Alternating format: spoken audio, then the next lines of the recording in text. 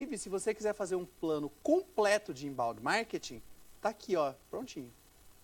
É só desenhar esse funil, desenhar as etapas, e aí você tem que fazer uma estratégia para atrair tráfego. Uma estratégia, então, né? 2, uma estratégia para converter o seu tráfego em leads. 3, uma estratégia para você se relacionar com os seus leads, nutrir. 4, uma estratégia para você vender alguma coisa para os seus leads.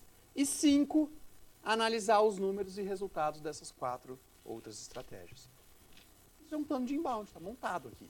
Agora, não tem que gastar energia aí, né? Cada uma dessas estratégias vai ter que testar, vai ter que medir, vai ter que estudar e entender como funciona, quais são os melhores argumentos. E aí a gente vai entrar um pouco nessas etapas. Mas a lógica aqui é que cada um desses objetivos é para cada uma dessas etapas diferentes. As estratégias de atração são totalmente diferentes das estratégias de vendas. E é isso que a galera que não entendeu essa mudança do marketing não está captando. É muito diferente. Por exemplo, né? Exato, eu estava conversando com ele ali, pô, eu tenho clientes que estão com o meu concorrente e clientes que ainda não compraram. Quem que você prefere pegar? Ah, não, eu quero os dois. Beleza. É uma estratégia para roubar mercado, outra estratégia para abrir mercado. Você vai mudar toda a sua comunicação, bem lembrado.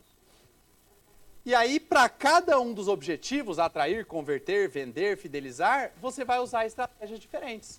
Mídia paga, SEO, formulário, landing page, conteúdo, lead scoring, regra de relacionamento, Net Promoter Score. Aí tem dezenas de estratégias diferentes para cada uma. E, de novo, nunca é pronto, gente. Nunca você copia a estratégia que outra empresa usou, porque é diferente o funil. Gasta a sua energia para entender a sua realidade e escolher as estratégias conforme a sua realidade. E, por último, métricas para cada etapa do funil. Todas essas etapas também vão ser medidas. Então, se eu estiver falando de cliques, visitas ao site, eu vou medir os CPCs. Dessas visitas, eu vou gerar leads. Então, eu vou medir o CPL. CPC é o custo por clique. Gastei lá R$6.000. Consegui 5.454 cliques. Cada clique me custou R$1,10. Os mesmos R$6.000 dessas 5.000 visitas, eu converti 10% em leads. Consegui 550 leads. R$6.000 dividido por 550 leads, cada lead custou R$10,90. Desses leads, eu consegui converter também 10% e fechei 55 novos alunos. R$6.000 dividido por 55 alunos, eu tive um CPA, custo por aquisição, de R$109 para cada compra, para cada aquisição, matrícula, no caso aqui, se estivesse falando de aluno de curso. E aí eu posso colocar na minha conta o ticket médio por aluno. Então eu gastei R$109 para cada matrícula realizada e tive uma receita de R$448. Isso me deu, em 55 alunos, uma receita total de R$24.000, que se eu dividir pelos 6.000 que eu investi em marketing, me dá um retorno sobre o investimento de 4,1. Eu montei de um jeito rápido, expliquei agora de um jeito rápido, mas quero deixar esse funil claro para vocês. Isso você pode adaptar para a realidade da tua empresa, com os teus números. Às vezes sua taxa de conversão não é 10, é 8 aqui, mas é 20 aqui. Às vezes você vai conseguir um clique mais barato, porque é um setor que tem segmento que tem pouca concorrência, então clique mais barato, mas às vezes converte menos, o lead fica mais caro. Então o importante é você conhecer os seus números. A maior parte das empresas de médio porte não tem a cultura de levantar esses números. Mas normalmente eles não estão muito difíceis de levantar, não. E não tenha medo de medir. Às vezes você vai ter uma imprecisão, alguma coisa que você não tem muita certeza, mas é melhor medir correndo o risco de estar errado do que não medir nada. Ah, não, mas eu não medi isso porque eu não sei. Cara, mede primeiro, você não tem nada, mede alguma coisa. E a partir dessa sua primeira menstruação que você vai descobrindo onde que pode estar melhor ou pior e que você pode mudar. Eu estava numa reunião, por favor. Por exemplo, vamos supor, se isso aí fosse uma escola de, sei lá, inglês. Perfeito. Esses 6.000 seria o que, no caso? Eu imaginei assim, gastei isso no Google e no Facebook, por exemplo. Seria a mídia, né, o que eu investi na mídia.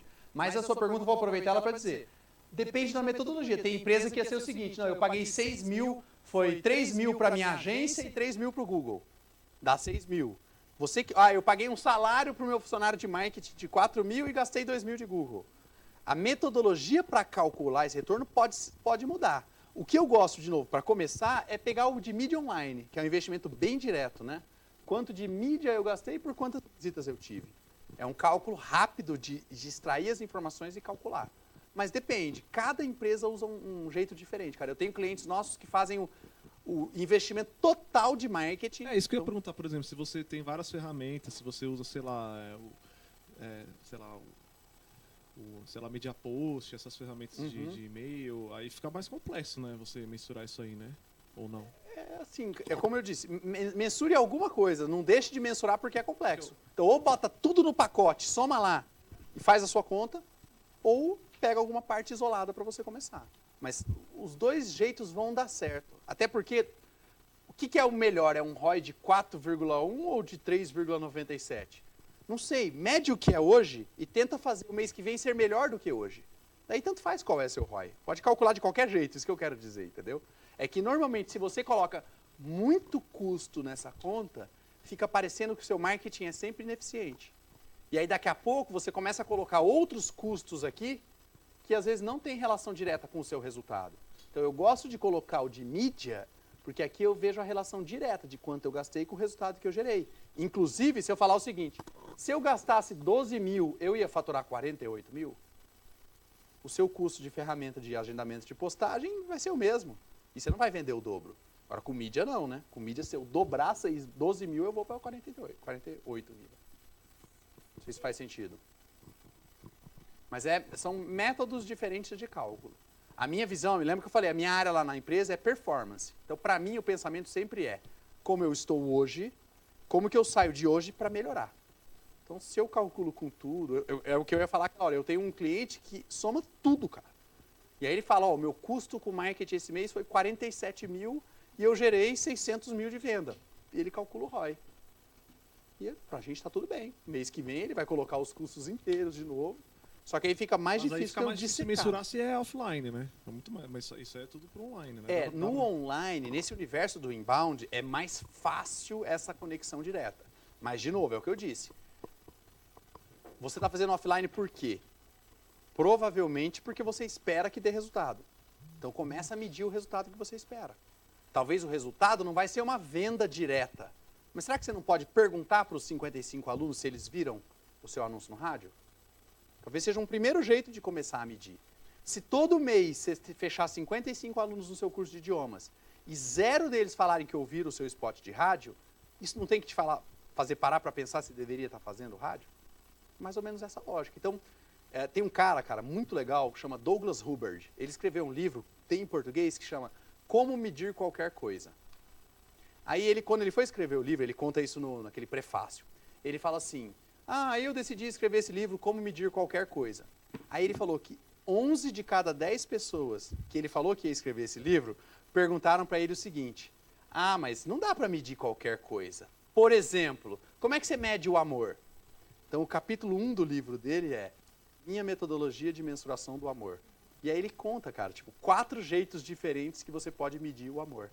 Aí ele pega, casamento, ele pega taxa de casamento e divórcio. Aí ele faz uma curva com taxa de casamento e divórcio por nível de renda. Daí ele mostra a diferença de idade do homem para a mulher, quanto maior é a renda, tem uma correlação. E aí ele conta, ele faz uma metodologia maluca para dizer, dá para medir o amor.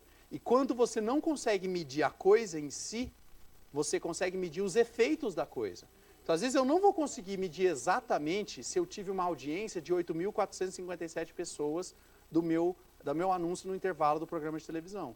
Mas se eu for lá e perguntar para quem comprou se eles viram a propaganda, eu tenho alguma mensuração do efeito do meu anúncio ser assistido. Então, eu não gosto de topar que não dá para medir.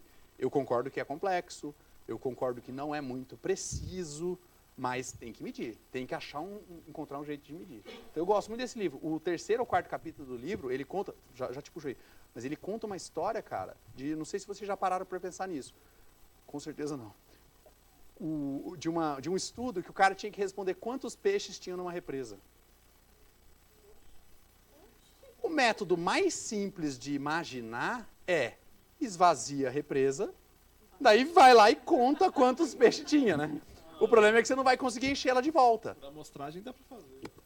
Mas, ó, quando você fala só por amostragem, o que é por amostragem? Você vai escolher uma área do rio, lógico, mas aí o que você vai fazer? Você vai cercar ela e vai tentar pescar todos os peixes? Não sei, por sonar, qualquer coisa. Isso, então, é aí que ele entra a ideia. Cara, ele usa um negócio, uma coisa em estatística que chama bootstrapping, que ele faz o seguinte, ele marca o peixe, ele coloca tipo um colar ou prega lá um brinco, sei lá, no peixe. Né? Oi? Um receptor. Não, é só físico, só para ele saber que aquele peixe ele já pescou antes. Aí ele pesca, marca os peixes, devolve os peixes de volta no rio, pesca de novo, aí vê quantos peixes da segunda pescada ele marcou. Aí ele marca os novos, aí devolve todos, pesca de novo. A hora que ele tiver mais da metade dos peixes marcados, toda vez que ele pesca, ele estima o total de peixes baseado na metade que ele marcou. Então, até medir quantos peixes tem numa represa, tem um caminho para fazer isso aí, né? E ele bate muito nessa tecla. Oi?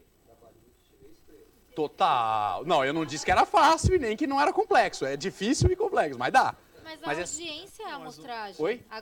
O que a Globo, o que o Ibope apresenta é por amostragem. Ele não consegue concordo. contar todas as televisões do Brasil. Talvez na digital vai começar a ficar melhor, mas ainda não dá. Exato. O ROI do digital é muito mais assertivo. On-demand você consegue estar conectado direto ao servidor que dispara o conteúdo. Mas quando não é, com certeza. Então, assim, por favor, fala aí. Como medir qualquer coisa, de verdade. How to measure, mensurar, obrigado. Como mensurar qualquer coisa. Cara, eu ia falar que é muito legal, mas eu ia estar sendo desonesto. O livro é chato pra cacete, gente. É um livro de estatística, caramba. Mas assim, ele ajuda a dar as diretrizes pra gente entender como medir. Mas eu não sei se era essa exatamente a tua pergunta, cara. A gente caiu nisso, mas... foi indo pra esse lado aí. Né? Acabamos indo pra esse lado, né? Não, eu tava perguntando isso aí. Tá legal, mas ó, é o que eu te disse. Dessas empresas que eu atendo lá, eu tenho clientes que olham só a mídia e eu tenho clientes que olham o salário do cara de marketing, o aluguel do computador que o cara usa, o aluguel do metro quadrado que o cara está sentado. Então, pode ser qualquer coisa. O legal é só tentar isolar aquilo que é variável. Porque, para mim, o grande interesse de um funil é como que eu vou mexer nele mês que vem. É isso que eu quero saber, né? Quais são os pontos de melhoria? Porque eu posso melhorar essa taxa de conversão, ou eu posso abaixar esse CPC. Todos os pontos desse funil são influenciáveis, né? São variáveis, mas que eu posso tocar e gastar mais, e otimizar, e escolher a palavra-chave e melhorar o resultado. Então, meio que, no final das contas, meio que tanto faz como. O importante é medir algo e ver o mês seguinte, né? Bom, e aí a gente entra na nossa parte 2. Bom, nessa primeira parte, gente, a gente falou dos conceitos, falamos do que é o inbound marketing, então uma estratégia holística geral da empresa para a gente gerar e nutrir lead usando o conteúdo. Beleza? Estamos bem alinhados aí no que é o inbound? Agora, eu separei a aula, como eu disse a vocês, em 3 etapas. Inclusive as 3 etapas que a gente tem que fazer. Atrair tráfego. Então, invariavelmente, inbound está conectado com o digital, né? Esse tráfego que eu estou falando é visita no site mesmo, às vezes visita uma landing page, que a gente vai falar um pouquinho. Mas a primeira estratégia, então, é atrair visita. Eu tenho que chamar a atenção, vou chamar assim. Trazer as pessoas para perto. Depois, eu tenho que gerar leads. Ou seja, dessas pessoas que eu chamei para perto, uma partezinha delas eu vou conseguir pegar os dados. Nome, e-mail, telefone, alguma forma de contato para eu falar de volta. E a terceira etapa é nutrir relacionamento. Como que eu vou conversar com esses leads lá embaixo. Então a gente vai começar falando um pouquinho de atração de tráfego. Aqui, gente, eu não vou me aventurar em me aprofundar em todas as estratégias. Até porque vocês aqui no curso vão ter cada uma das aulas mirando em algumas dessas coisas. Vocês vão ver que eu vou falar aqui. Então não é o meu foco ficar falando 2 horas de SEO. Mas eu vou falar que SEO é bem importante para a gente. Beleza? Então, os nossos canais de inbound. Aqui eu falo do tripé de mídia. Essa é uma estrutura para a gente entender a mídia digital de maneira geral. Então a gente tem mídia paga, mídia proprietária e mídia conquistada. Vamos começar pela mídia paga. Mídia paga são os canais onde você consegue botar grana para atingir um target, um público-alvo que você selecione. Um perfil demográfico, idade, sexo, perfil comportamental, um estado civil, um nível ou tipo de interesse, ou os tópicos e assuntos que a pessoa pesquise. Então você consegue gastar a grana para escolher o público para quem você quer aparecer. E aí dentro de mídia paga, a gente pode trabalhar com Google AdWords e fazer campanhas de pesquisa, muito legal, porque você seleciona a palavra-chave que tem a ver com aquilo que você está oferecendo ou vendendo. Pode ser que você use palavras-chave bem diretas, que seja comprar e o seu produto. Muito bom. Mas normalmente essas palavras têm pouco volume. Então às vezes você vai procurar também palavras mais genéricas. Não necessariamente do cara que quer comprar o anel de noivado naquele momento. Mas às vezes o cara que vai pesquisar o que é um anel de noivado. Ou uma outra pergunta muito comum no site do cara lá. Quanto custa um anel de noivado? Pergunta que você vai explorar. Então, o search do AdWords te permite ser muito certeiro com relação à intenção da pessoa. Então, o grande mérito dela é mostrar o anúncio só para pessoas que têm uma intenção muito clara. Agora, também não adianta pegar algumas palavras genéricas demais. Sei lá, você pode escrever futebol. Você pode mostrar um anúncio para quem pesquisar por futebol. O problema é que o cara que escreveu só futebol no Google, o que esse cara está procurando, né? Ele quer um ranking de times? Ele quer saber as regras do esporte? Ele quer ver um resultado de um jogo de ontem? É um termo muito genérico. Então, a habilidade de alguém que faz mídia online no Google é conseguir escolher bem as palavras para a intenção a qual você está pretendendo atacar. E está pretendendo atuar também. Gosto muito nas estratégias de inbound. É difícil Google não ser o melhor ou o segundo melhor canal de atração de tráfego, por conta dessa questão de pegar a intenção. O anúncio no Facebook é muito legal na segmentação, mas você não sabe a intenção. É um pouco mais difícil. Agora, Google sempre é muito bom, assim, é uma que a gente gasta pouco. Tem display, também dentro do Google. O display são os banners que você pode anunciar em outros sites, né? Sites que reservam espaços publicitários, você pode escolher em quais sites você quer aparecer, pode escolher para quais públicos, quais interesses você quer, bem segmentado, assim, tem um grau de segmentação bacana. Porém, no banner display é mais difícil pegar a intenção também. Então, normalmente, o custo por lead de uma campanha de display, se a gente for medir lead, é mais alto do que uma campanha de search. E display nem é o melhor método, normalmente não é o melhor método para você captar leads. Display normalmente tem mais a ver com awareness, com as pessoas ficarem sabendo de um evento que você vai fazer, de um lançamento de produto que você fez. Mas se você precisa efetivamente captar leads, eu nunca tive muita felicidade com anúncios de display, não. Eu só acabo fazendo display quando eu não consigo gastar o dinheiro em search. Quando eu já peguei todas as palavras-chave que davam e ainda preciso de mais volume. Aí eu começo a explorar canais menos eficientes. Mas normalmente para inbound, o display não dá muita alegria, não. O display só é legal para o inbound para fazer remarketing. Remarketing é aquele anúncio que às vezes você entra num site, aí você sai daquele site, vai para outro, e aí aparece uma propaganda do produto. Magicamente, aquele negócio fica te seguindo pro resto da vida, Netshoes, né? Fica te seguindo pro resto da vida o bendito do tênis. Mercado Livre rola. Mercado Livre, todo mundo. É muito boa. Remarketing é uma estratégia que funciona muito bem. Então aí sim eu gosto de usar display. Mas por quê? Porque agora tem intenção. Agora eu sei que o cara chegou a adicionar o produto no carrinho. Eu sei que ele está a fim de comprar, aí eu mando brasa para gastar grana com o display. Mas só para captação direta de leads, normalmente não é muito legal, não. Em Google AdWords tem o YouTube Ads. Eu posso fazer anúncios em vídeos de YouTube específicos, eu posso fazer anúncio em canais de YouTube, ou posso fazer anúncios para faixas etárias. A segmentação no YouTube ela é meio fué, assim, não é muito boa, não. Não dá para você pegar tanto. E, ao mesmo tempo, a segmentação no YouTube tem um problema, que eu comentei lá atrás. 60% do tráfego do YouTube não é logado. Então, se você segmenta, você já perde 60% do volume de cara. Então, normalmente, o inventário não é tão grande assim. Agora, o formato de anúncio no YouTube pode ser um anúncio simples para trazer o cara para o seu vídeo, ou o banner, que pode aparecer aqui em cima, né? Ou o seu anúncio pode ser o seu vídeo em si. Eu não sei se vocês têm reparado, mas tem muito anúncio no YouTube, né? Mudou muito nos 2 ou 3 anos para cá. E os anúncios do YouTube também podem ser feitos com remarketing. Então, vocês vão notar que, além de você ver anúncios impressos, impressos falei errado aqui, mas além de vocês verem anúncios de imagem, estão vendo anúncios de vídeo agora. Então, o YouTube está sendo muito usado para isso. E remarketing no YouTube com vídeo é muito legal, embora normalmente o custo de produção é um pouco mais alto para você fazer um vídeo versus fazer só uma imagem estática, né?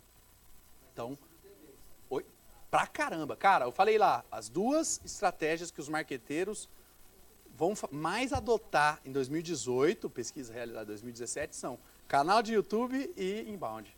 Então, o YouTube está muito forte, está crescendo pra caramba. Ou seja, está mais concorrido, está mais difícil também, está mais caro o custo por view, né? Mas você ainda consegue, cara. Eu fiz uma campanha agora, a gente conseguiu 3 centavos. Mas, em geral, assim, 7 a 10 centavos por visualização. Que ainda é um custo bem legal. Se você tem um vídeo bacana, que vende bem, putz, muito barato. Tem Facebook Ads também. Então, posso fazer anúncios no Facebook, tanto na versão desktop, que é o que a gente sempre mostra em print de aula, né? Embora a maior parte dos anúncios seja no mobile, então o Facebook no celular. Você tem um grau de segmentação do Facebook que piorou bem nos últimos 3 meses, então, depois daquela bagunça de Trump e eleições, pior ainda. Mas já nos últimos 1 ano e meio, mais ou menos, o Facebook vem diminuindo muito o número de categorias de segmentação que você pode usar, critérios de segmentação que você pode usar. Cada vez menos critérios.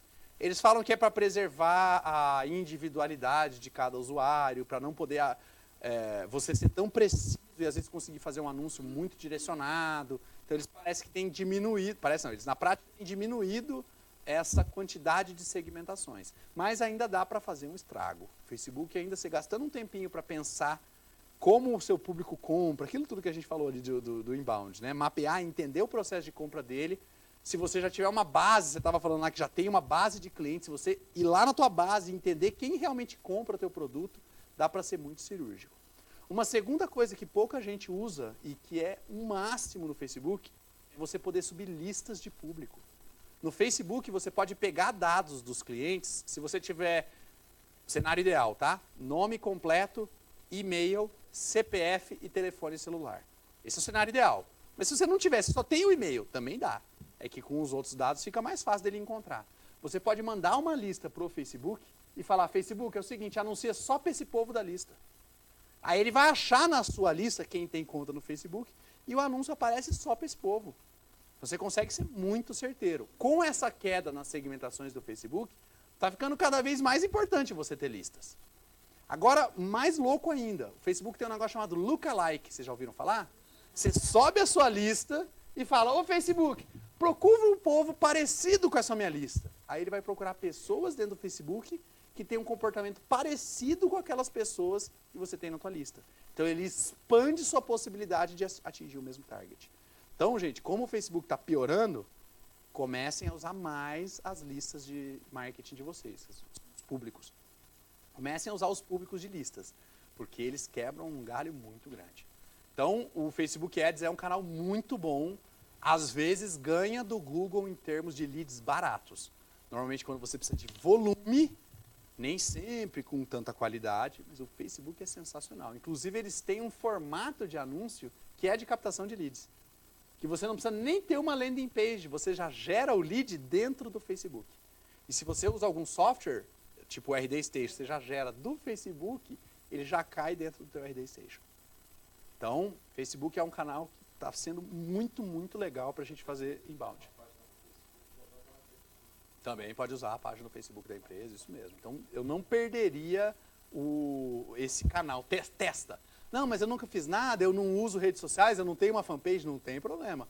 Pode fazer anúncio que funciona sem ter fanpage também. O importante é você testar e encontrar as pessoas. Não chega lá no Facebook e fala, eu quero atingir todo mundo do ABC. Não, pô. Faixa etária, nível de renda, interesses, fanpages que o cara gosta. Tem muita coisa legal para você afunilar e acertar esse cara na medida.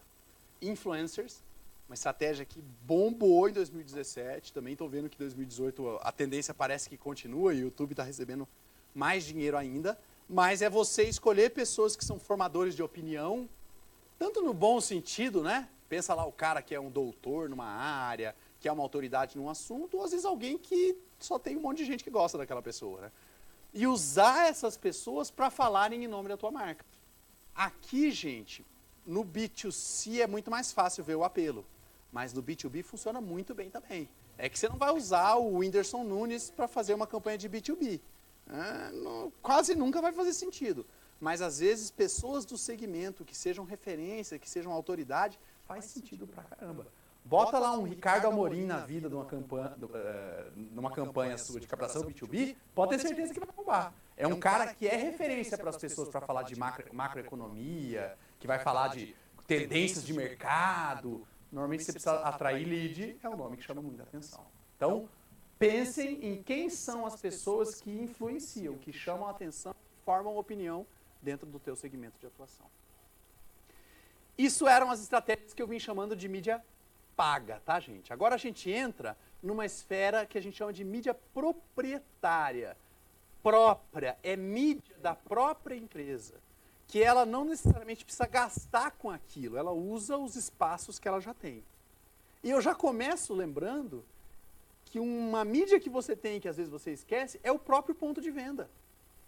A própria loja física ou a loja virtual, a própria sede da empresa, escritório, o espaço de eventos, mas aproveite esses espaços, porque se tiver gente que é seu público-alvo circulando por ali, você pode fazer impactos, pode atrair a pessoa, pode fazer ações de PDV, pode fazer campanhas para pegar esses leads naquele momento. A gente faz um trabalho para o Sebrae em Mato Grosso do Sul, eu vou mostrar para vocês algumas coisas no RD Station, e a gente usa muito os cursos presenciais. Quer dizer, todos os dias, em 11 unidades dos caras espalhados pelo estado, tem gente fazendo curso. Pô, todas essas pessoas que estão fazendo curso do tipo como formar preço dos meus produtos e serviços. Pô, esse cara provavelmente tem uma empresa, está vendendo produto, ele é um potencial cliente de uma consultoria. Então eu pego e capto esse cara que está lá colocando o e-mail dele numa lista de presença, jogo para dentro de uma estratégia de inbound. Começa a fazer relacionamento com esse cara. Então não esqueça da força do ponto de venda, circulação que você tem ali. O seu site, né, que é, de certa forma, é o seu ponto de venda digital, mas também lá banner do teu site, pop-ups para chamar atenção, que você pode aproveitar, fluxo de compra que você pode pegar no momento do carrinho, um blog, então um blog da marca que você produz conteúdo com frequência, você não paga nada, o blog é seu, está ali hospedado, você vai produzindo conteúdo e tendo informação para atrair as pessoas. Blog que pode se posicionar no Google, vai trazer tráfego para você, a gente vai falar do SEO também. E aí tem as redes sociais. E aí eu coloco um ponto importante aqui, gente, que é cada rede social é diferente. Eu tenho perfil no Face, no Twitter e no Instagram. Tenho no Snap também, mas não uso. Mas o Kenneth do Facebook é diferente do Kenneth do Twitter, que é diferente do Kenneth do Instagram. A hora que eu acesso, a frequência, a quantidade de vezes que eu entro, o que eu curto, é tudo muito diferente. Por favor. Hoje as redes sociais, principalmente o Facebook, ela não se tornou, ao invés de uma mídia proprietária, uma mídia paga? Praticamente. Essa é uma transição, tá, gente? Em algum momento lá para trás, você postava no Facebook, todo mundo via. Chegava para todos os fãs da sua página, era muito legal. Não gastava nada, só postava e dava tudo certo. E pessoas viraram grandes celebridades só porque elas eram divertidas. Acabou isso aí, tá, galera? Facebook agora pagou, apareceu, não pagou, não me interessa. Então, de fato, hoje, falar que Facebook é mídia própria, proprietária, estou forçando um pouco a barra, tá? É difícil hoje dissociar, estava falando ali com você, né? Dissociar a necessidade de pagar. Eu, inclusive, falo até o seguinte, se você não for gastar grana no Facebook, nem posta. Não vale a pena. E quando eu falo gastar grana, não é que você tem que gastar 10 mil reais por mês, não. Mas é alguma coisa. A gente falou lá, 80 reais. Gasta os 80 reais no post. Mas não deixa de gastar, porque você gastou uma grana produzindo vídeo. Você quer que as pessoas vejam. Se você só postar, não entrega quase nada. De repente, com viralização, isso pode mudar um pouco ainda. O Instagram ainda tem uma entrega um pouquinho melhor, mas também já ficou horrível. Né? Mas é só, o meu ponto importante aqui é, cada rede, a tua comunicação, o post que você faz, o jeito de falar tem que ser diferente. Não, mas eu tenho um aplicativo que eu integro, que eu posto no Instagram, já vai automaticamente para o Twitter, para o Facebook. Beleza, não dá certo, não funciona. Pode fazer, não vai ter resultado mesmo. É automático, só não serve para nada. Então, se você for de fato explorar a rede social, entende a rede que faz mais sentido para o teu público e faz só nela. Como não entrega mais de graça, você vai ter que gastar dinheiro, vai ter que gastar energia, escolhe uma e faz bem. Pô, já estou arrebentando em uma, beleza, aí você começa a outra. Mas vale muito mais a pena você entender bem como cada rede funciona. E aí eu tento colocar um resumo aqui, né? Do que cada rede dessa inspira. O Facebook é o lugar que todo mundo está. É o perfil que todo mundo tem. Não, mas eu nem acesso o meu Facebook. Eu sei, mas você tem a conta. De vez em quando alguém vai lá, marca você, você recebe o e-mail, dá uma acessadinha para ver qual é. Então, no Facebook ficam os grandes eventos relevantes da nossa vida. Você pode não usar sempre, mas se você se formar na faculdade, você vai tacar uma foto do Facebook lá. Nasceu teu filho, você vai marcar isso também. Então, os grandes fatos e eventos que estão ali. O Twitter é mais notícias e eventos, mas em tempo real. Então, pessoa que está atualizando coisa que demanda velocidade. O Twitter é onde normalmente as notícias chegam primeiro, né? Do Twitter que replica para os jornais. Mas antes passa e é gerado pelo Twitter. Então, ele é uma rede de muito mais interação, que prende muito mais atenção. O único problema é que o Twitter está desse tamanho no Brasil. Né? Diminuiu muito o número de usuários ativos. E a gente tem alguns segmentos, sei lá, o segmento de comédia, segmento de direito, de comunicação, de alguma forma, e tecnologia, talvez. Fora esses, o Twitter não é o canal. Então, as pessoas estão usando muito, muito pouco, né? Oi? Comunicação usa pra caramba. Tanto no jornalismo, quanto no...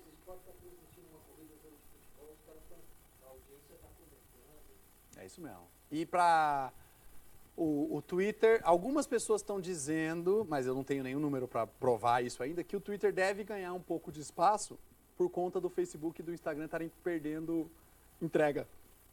Que aí as pessoas talvez voltem para o Twitter. Mas eu não vi assim, nenhum número para dizer, nossa, que fantástico. Ainda não.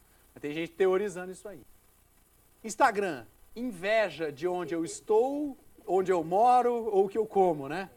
O Instagram ele já deu uma orkutizada hoje em dia, né? Então já perdeu um pouco desse charme e tal. Mas o Instagram ainda é uma rede esteticamente um pouco mais bonita, né? A pessoa, né, faz pose e tudo mais para aparecer lá. Tem um pouco de valorizar imagem, né? Até porque é uma rede social que nasceu dessa parte de imagens. Então, por exemplo, você não põe gente feia no Instagram. Instagram você espera, né? Coisa modelo. Você pode até fazer uma foto natural, mas é uma foto natural planejada. Não é coisa espontânea de verdade, é um espontâneo calculado. Esse é o perfil do conteúdo que está lá. Então, quando você for colocar um conteúdo para aparecer na linha do tempo de alguém, pensa nisso. Pensa no que a pessoa está esperando do lado de lá. E aí no Snapchat ou no Stories do Instagram, impressões efêmeras, realistas, em tempo real, sobre o que está acontecendo agora. Lembra daquele lance do medo de ficar de fora. Então posta um conteúdo sabendo disso, sabendo que ele vai acabar, que ele vai ser rápido. Aí aqui dá para ser mais realista, né? Dá para ser menos planejado o conteúdo que você faz, porque ele tende a ser um pouco mais espontâneo. Eu não quero dizer que a galera não planeje não, né? A minha esposa com meus filhos, ela planeja tudo antes de fazer uma stories. Mas assim, ainda assim você pega movimento, não tem uma mega produção, né? Então você tem um conteúdo um pouco mais real. Agora, o ponto importante do stories, do Snap, é você explorar o efêmero. Ele acaba, ele dura 24 horas. Daqui a 24 horas não viu, acabou. Tá? Então, entender um pouquinho o apelo em cada uma dessas redes, junto com você entender como o seu cliente compra, é a receita para você atuar nessas redes. Então, escolhe um que tem mais a ver e faz ele bem pra caramba.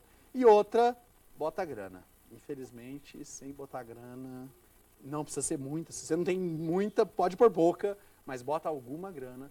Porque a diferença entre fazer um post e gastar R$0 e a diferença e fazer um post e gastar R$5 é muito grande. Esse é o meu ponto.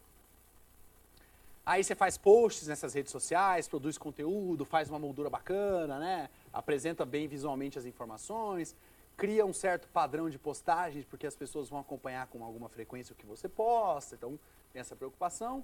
O YouTube, falando em mídia proprietária, quando eu fiz esse slide lá em setembro, estava lindo, o YouTube estava entregando maravilhosamente bem, você postava no seu canal, um monte dos seus inscritos viam, quase 1/3 deles viam e tal. O YouTube agora, de janeiro até março, derrubou a entrega orgânica também. Esse influxo de pessoas indo produzir conteúdo faz com que a rede tenha mais gente postando. E aí o YouTube tem que escolher que vídeo ele vai mostrar. E aí, por um acaso, ele escolhe mostrar o da galera que dá dinheiro para ele, né? Mais ou menos essa a equação. A mesma coisa que aconteceu com o Facebook, com o Instagram, aconteceu com o YouTube também. Então, mesma coisa. Legal o YouTube, pode colocar conteúdo lá. Tem gente que busca e vai te encontrar na busca, mas com o dinheiro a coisa vai andar muito melhor. Ou barato, não custa caro conseguir gerar views lá também. Exatamente. Isso mesmo. Se não fizer, cara, só depender de eu vou postar e vai dar certo, eu vou ser o próximo Whindersson Nunes, Aquela janela que o Whindersson Nunes aproveitou não é a mesma hoje. Não mesmo. E aí, por último, mídia conquistada. Então, a gente falou da mídia paga, né? Que eu gasto grana e consigo. A gente falou da mídia proprietária, eu aproveito o que eu já tenho. Mas tem também a mídia conquistada. Aquela que eu vou ganhar. Seja pela qualidade do meu conteúdo, pela estratégia que eu montei, mas que eu não preciso pagar e eu ganho como se eu tivesse pago. Essa é a ideia da mídia conquistada. E para digital, a gente ainda tem algum espaço aí. O primeiro, talvez mais óbvio, é assessoria, relações públicas, né? Você ter um contato com a imprensa, você produzir pautas, textos, assuntos, ou ser personagem, ou ser referência em determinados assuntos, para que quando a imprensa estiver falando sobre determinados assuntos, ela procure você para falar sobre aquele tema. Ou, às vezes, os caras estão lá meio que sem assunto para falar. E aí você traz a sugestão, você põe na mesa o que pode ser falado de assunto. Gente, é incrível a escassez de pauta que tem nas redações espalhadas pelo país. Então, você tendo um ângulo bacana, não dá para ser comercial, tá, gente? Não dá para, ninguém vai fazer uma pauta. Entre agora e compre lá, esse produto é muito bom, não é isso. Lembra que no Inbound, a gente está levando conteúdo para formar opinião. Estava dando aula aqui em setembro, e aí um aluno falou assim, mas, ô professor, a minha empresa vende software de backup. E aí, né? Caraca, software de backup. Cara, eu sei uma história muito legal para chamar a atenção das pessoas sobre software de backup. É a história da empresa que perdeu tudo e quebrou. Vendeu o caos. E é um tipo de história que normalmente é bem dramática, que às vezes vira pauta de imprensa. Então, mesmo se você tem o serviço mais chato do mundo, né, software de backup, que troço horrível, ainda assim tem um jeito legal de abordar aquilo. Você entendendo quando que as pessoas compram backup. Olha, até hoje 110% das pessoas que compraram software de backup tinham acabado de perder tudo. Ninguém na história desse planeta comprou um software de backup antes de perder alguma coisa. Porque você só sabe o valor do backup quando você perde. E outra coisa, a gente como ser humano, a gente é uma mula, né? Porque a gente não percebe o problema, não aprende com o problema dos outros, né? Embora todo mundo fala que é o jeito mais fácil, a gente só aprende quando acontece com a gente. Tem gente que guarda monografia em pendrive. Na era do Dropbox. Monografia em pendrive é receita para o seu pendrive estragar na última semana. É garantido que vai acontecer. Né? Então a gente só vê valor aí. Então um jeito legal de abordar a imprensa é isso. Traz um conteúdo que o cara da redação vai achar que é interessante para os leitores dele e que ao mesmo tempo vai gerar percepção de valor sobre o seu negócio. Você falou de escola de idiomas, a gente atende um cara, tem um curso de inglês online que é gratuito. As aulas são gratuitas, elas estão no YouTube, então você consegue assistir sem pagar nada. Porém, se você quiser fazer os exercícios e quiser obter um certificado, você paga uma mensalidade. E esse cara queria ganhar visibilidade. Mas tem um motivo para ele dar aula de graça. Ele sofreu 2 acidentes de carro. Ele sofreu um primeiro acidente de carro que destruiu o carro, mas ele ficou ileso. E o segundo acidente que o carro sofreu um pouquinho, mas ele foi destruído. E ele conseguiu... Esse aí. E ele conseguiu sobreviver. Você aprende agora o site do cara. E ele sobreviveu. E ele falou que a retribuição dele para Deus ia ser disponibilizar e fazer as pessoas aprenderem inglês gratuitamente. Só que ele tem que pagar as contas. Então ele também criou um modelo onde a grande maioria dos alunos dele assistem às aulas de graça, mas uma parte deles paga. Tá legal. E agora? O Bolei tive essa ideia fabulosa, Deus vai me ajudar. Mas e aí? E o marketing, né? Deus vai ajudar o marketing também? Então o que ele fez? Procurou a imprensa e contou essa história. Vocês já ouviram falar num negócio chamado Jornada do Herói?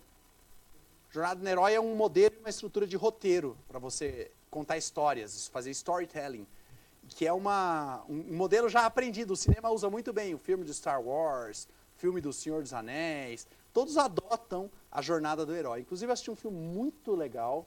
Eu conversei com a minha esposa que para trocar lente de contato, esse filme é ótimo. Que é o filme Extraordinário. Vocês já assistiram? Sim. Pela mãe do guarda. Parecia que tinha morrido 2 cachorros ao mesmo tempo, né? Mas é um filme que usa totalmente a jornada do herói.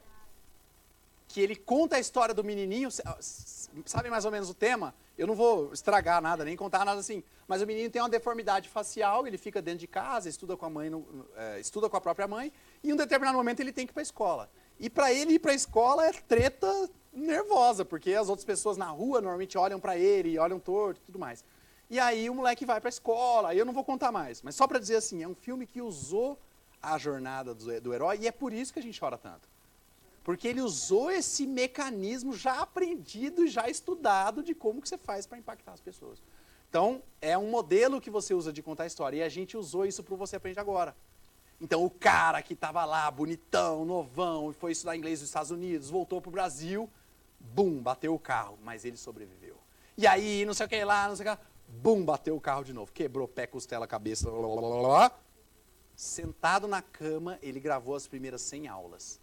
E aí você assiste o vídeo, você não percebe, mas agora que eu contei para vocês, se vocês assistirem, sei lá, o primeiro vídeo lá do Você Aprende Agora, você percebe que ele fez um corte de edição e ele está realmente sentado. Ele tá, as pernas tudo estragadas, ele estava sentado na cama com as pernas esticadas, né? E aí ele fez o corte da câmera aqui.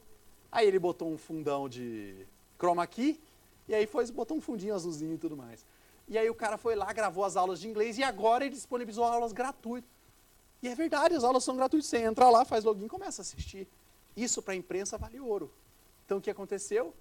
Começamos a fazer relações públicas no Brasil inteiro. Sites locais, principais cidades. Depois ele conseguiu sites nacionais. Ele tem uma matéria do G1 que ele apareceu que até hoje gera cadastro e aluno para ele. Sei lá, faz 3 anos. Então, conquistar espaço e usar a imprensa, que de repente você podia até fazer um banner, mas um banner falando, faça inglês agora, por apenas R$ 99,90, não ia ser tão efetivo quanto uma puta história do cara, foi lá, bateu o carro, blá, blá, blá. Então, conquistar espaço na imprensa com a história que você tem para trazer. Um outro que é bem simples de fazer, a maioria é gratuito, tem alguns que são pagos, mas eu coloco aqui com a pegada gratuita, são os diretórios. Algumas pessoas podem chamar esses diretórios de guias comerciais. Sabe lista telefônica? Lembra que em algum momento a lista telefônica criou uma versão digital porque descobriu que o pessoal não ia mais usar? Esses guias funcionam, existem, estão ativos aí. E muita gente usa, incrível, mas muita gente usa. Até porque a maioria desses guias está super bem posicionado no Google. Então, às vezes a pessoa procura no Google, cai no guia e dentro do guia escolhe a empresa. E você consegue se cadastrar nesses diretórios no seu segmento gratuitamente na maior parte das vezes. Ah, mas como que eu sei qual diretório é bom? Muito simples. Faz a pesquisa no Google que o seu cliente faria. Então você é um advogado trabalhista. Vai no Google e escreve advocacia trabalhista, causa trabalhista. E vê o que aparece. Muitas vezes nos primeiros 10, 20 resultados do Google, aparecem esses diretórios. Vai lá e cadastra lá. E se tiver que pagar, pode pagar também. Porque se o cara tiver nos primeiros resultados, é porque muita gente está acessando. Então, seu telefone vai tocar pra caramba. Então, uma área muito legal. Quanto mais você atingir um nicho específico, mais legal é o diretório. A empresa que trabalha com locação de caçambas de sustentabilidade, vai lá e cadastra no diretório de caçamba, com certeza vai tocar bastante o telefone. E a gente esquece, porque é uma estratégia tão 1998, né? É uma internet velha já, mas funciona bem pra caramba e é muito melhorada. Aí, seeding. Seeding vem de seed, que é semente, semear. Nesse caso é semear o quê? É semear o seu conteúdo em locais onde tem muita gente falando sobre o assunto. Na internet de 1990 e poucos, eu ia falar que podia ser um fórum de internet, um fórum de discussão que existia. Mas hoje a gente tem os grupos de Facebook, que tem um monte de gente em volta de um tema discutindo aquilo. Eu tenho um amigo que emigrou agora para os Estados Unidos, tem lá brasileiros no Zewa. Tem, sei lá, 600 mil pessoas. Se eu fosse os caras da imigração, já entrava ali e pegava todo mundo, né? Mas, de qualquer forma, tá todo mundo ali discutindo os desafios de morar nos Estados Unidos, onde é que consegue comprar leite feijão, condensado. né? Isso aí, eu falo, onde compra feijão, Guaraná Antártica, leite condensado. E aí, se você tem uma marca que vende um produto que faz sentido para o brasileiro no exterior, é ali que você tem que estar. Diz que tem uma galera que vende, não sei se isso tem aqui, vocês conhecem Sky Gato? Nunca ouviu falar Sky Gato? Você manja, né? Netcat. Nunca viu isso? É você pegar um canal pirata de TV a cabo, TV fechada. Aí você compra, o Sky Gato é porque é a Sky DirecTV, né? Aí você põe a antena, pega o sinal do satélite, os caras descobriram um jeito de pegar o sinal, né? Tem na net também. Não consegue ver a legenda, né? Bom, de qualquer forma, no Brasil a gente adora essas coisas, né? Lá no meu estado, que a gente mora perto do Paraguai, a antena é baratinha. E aí fica fácil, né? Então a maioria das pessoas faz isso. E diz que lá nos Estados Unidos, os caras me inventaram de fazer Sky Gato para pegar a Globo nos Estados Unidos. E diz que é um big business lá. Os caras descobriram isso, a brasileirada fica louca para ver a novela. Tá morando lá, 10 anos longe de casa, assiste assim. Agora vamos ver se o Globo Play dá para eles irem pro caminho, mas é brasileiro, né? Brasileiro adora essas coisas. Premiere, você, pelo menos na Europa, mesmo com login e senha, ele falava que só era permitido o acesso no território brasileiro. Olha só. Aí tinha que usar os gatos online pra ver jogo do time. Caraca. Não, Tá aí. não assisti. Pô, não tinha pensado só na novela, mas jogo do teu time. Caramba, tá morando fora. Não era pra mim, mas meu namorado, tipo, ele tinha que entrar em sites de ver o jogo lá do Corinthians online, porque o assinante Premiere aqui do Brasil não tinha acesso lá. Eles bloqueavam uma mensagem. E no aplicativo também. Não girava. Aí tem proxy, sempre tem um caminho, né? Na tecnologia a gente sempre descobre. É, Mas de qualquer forma, só para dizer que quando você acha esses grupos do Facebook, você vai certinho no público focado. E aí você pode gerar conteúdo lá. O que a gente erra? Só o detalhe. Você não vai entrar no grupo Morar no Zewa e falar, gente, quem quiser Sky Gato, meu telefone tá aqui, valeu. Normalmente você faz uma estratégia de conteúdo. Então você chega, faz um post maneiro no seu blog falando como assistir Globo morando fora do país. Aí lá no texto do seu blog você dá 3 estratégias. Claro que uma das estratégias é sua. E você vai botar seu banner, seu telefone lá, mas você aborda como se você estivesse resolvendo o problema do cara de assistir a Globo. Como eu assisti o final da Meu Bem Querer. Faz o post divertido.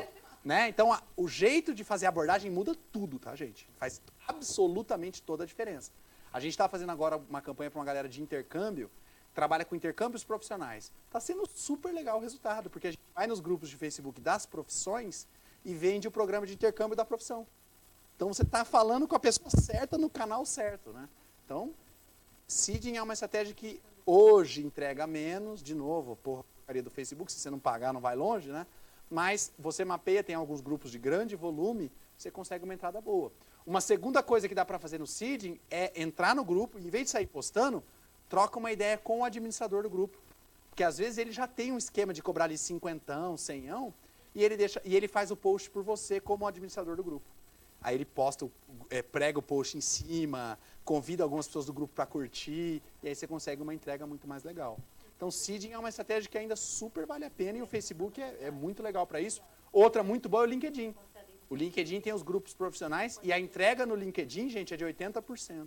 Ou seja, as pessoas não necessariamente vão clicar, né? Porque ela pode não se interessar pelo assunto, mas as pessoas vão ver a sua postagem. Todo mundo que acessar o LinkedIn daquele grupo vai ver a sua postagem.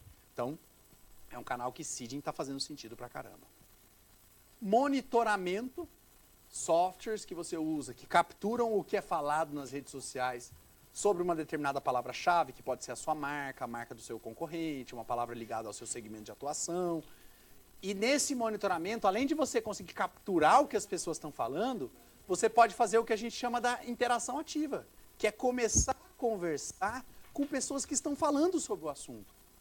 Então, às vezes já tem uma rede de pessoas discutindo técnicas de assistir a Sky Gato, né?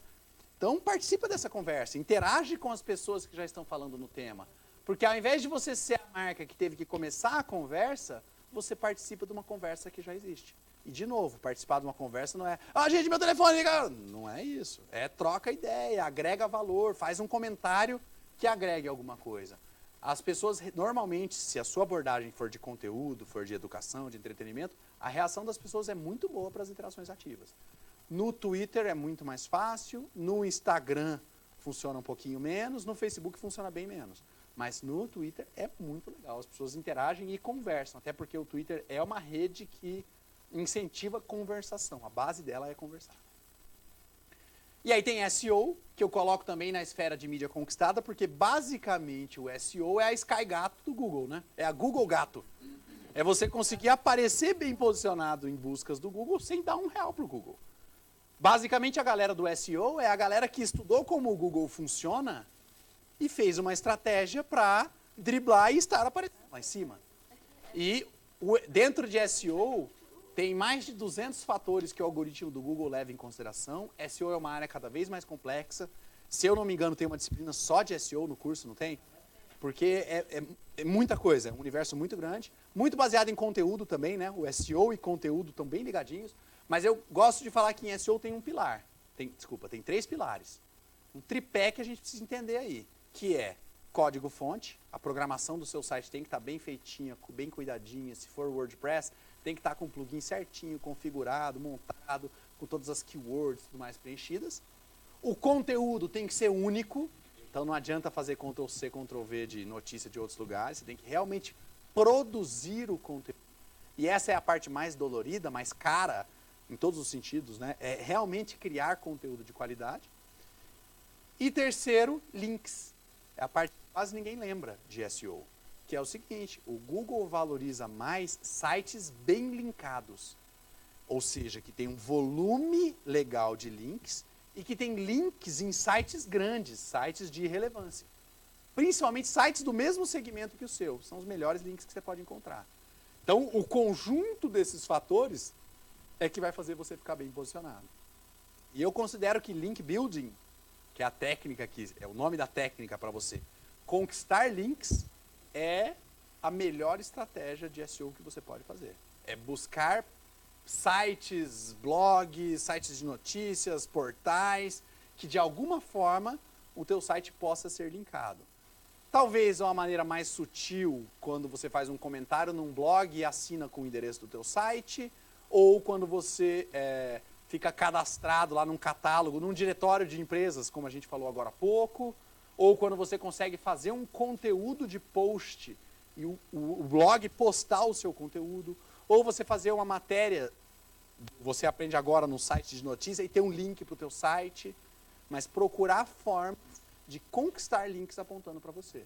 SEO e inbound estão muito, muito colados, por conta de que você no inbound precisa produzir conteúdo. E aí é ótimo que esse conteúdo fique bem indexado nas buscas do Google, que, lembrando, são 300 milhões todos os dias. Então, com certeza tem alguém procurando o que você vende. Beleza? Aí eu coloco uma dica de ferramenta para a parte de programação de SEO. Essa ferramenta, o WooRank, é uma ferramenta gratuita. Para quem trabalha numa empresa que tem um site só, é muito boa a ferramenta, porque você pode usar ela para um site sem problema. Para quem é de agência que trabalha com muito site, é chato porque você começa a usar a terceira, quarta vez, aí já começa a aparecer uns pop-up, aí tem que comprar, lá, lá. Mas a versão gratuita do WooRank, ela dá uma nota de 0 a 100 para o teu site e ela já dá diretrizes do que você poderia melhorar ou implementar ali. Assim como a WooRank tem mais ou menos umas 1000 dessas, tá? Mas essa é uma que é bem legal, bem prática, botou o link, já sai resposta e você já consegue começar a se preocupar com o que você se preocupar de SEO, que eu vou deixar o professor de SEO falar. E aí, gente, é o seguinte, mídia paga, mídia proprietária, mídia conquistada. Eu devo ter falado nas últimas 1 hora, mais ou menos umas 23 estratégias diferentes que vocês podem fazer. Legal né? 23 coisas diferentes, uma mais difícil, complexa e trabalhosa do que a outra. Mas a questão é a seguinte, priorizar. O grande desafio de fazer inbound não é fazer tudo, porque fazer tudo ninguém faz. Quem falar que faz tudo, está mentindo. Pode ter certeza. A questão é fazer alguma coisa bem feita. E a hora que você estiver fazendo muito bem feita a primeira coisa, parte para a segunda. Não tentem abraçar o mundo. E eu sei que vocês já ouviram um monte de gente falando isso. Mas não tentem achar que vocês vão começar bem fazendo tudo. Mas comecem. A única coisa que vocês não podem fazer é não começar porque é muita coisa. Então, ao mesmo tempo que eu dei 1000 ideias para vocês, eu queria que vocês escolhessem uma. Não queria que vocês sentassem fazer as 1000. Então, aqui eu estou levantando as possibilidades, estou levantando a bola para vocês escolherem uma bola para vocês cortarem. Tá? E aí, faz um cronograma, cara. Cronograma de trabalho. Quando que você vai fazer o quê? Quem vai ser o responsável? Qual é o prazo de entrega? O que precisa ser feito? E prioriza.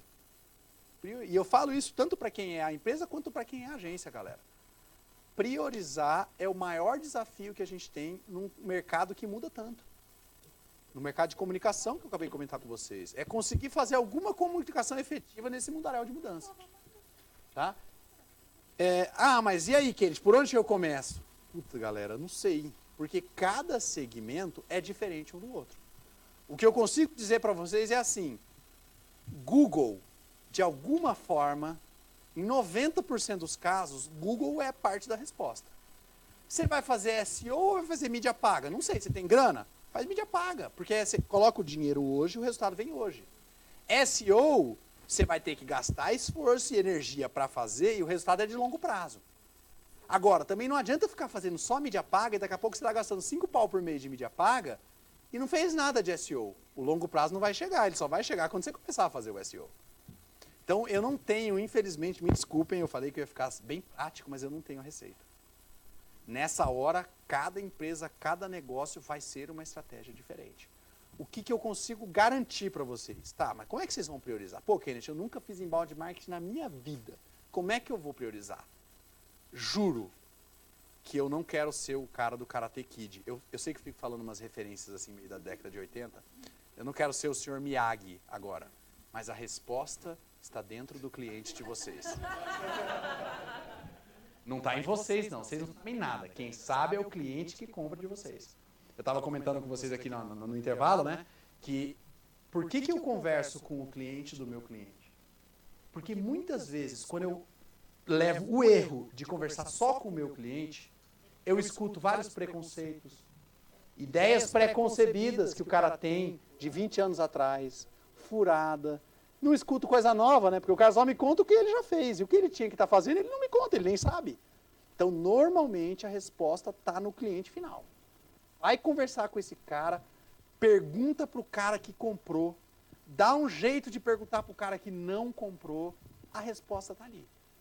Pergunta o que esse cara acessa na internet, como que ele ficou sabendo de você, quem que ele olhou dos concorrentes. Exatamente. O seu papel é encontrar isso daí para ele, né? É isso mesmo. A gente só existe como agência por isso, né? Isso mesmo. Consultoria de maneira geral, mesma lógica. Então, normalmente, juro mesmo, a resposta está no cliente. Eu estou falando para vocês, putz, eu atendo vários clientes, blá, blá, mas todo cliente novo que eu pego, a primeira coisa é conversar com o cliente do cara. Primeira coisa. E outra, tomem cuidado com as pré-concepções, galera. Eu falei para vocês, está tudo mudando muito rápido. A gente adotou o WhatsApp em menos de um ano, está todo mundo usando esse negócio. E hoje em dia a gente não sabe nem como é que a gente vivia antes do WhatsApp, né? Mas a gente é o tipo de pessoa chata que quando alguém liga, a gente fica bravo quando alguém liga. Então, com esse consumidor que muda pra caramba, não dá para acreditar em nada. Não tem crença pré-concebida. Tem o seguinte, conversa com o cara que comprou alguma coisa agora. Esse cara vai te dar o norte.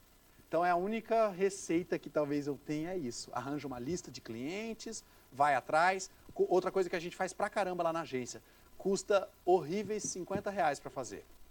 Post de Facebook, com R$50 de mídia direcionada para o público final do nosso cliente, porque o que acontece? Às vezes eu estou prospectando um cliente, ele nem é meu cliente ainda.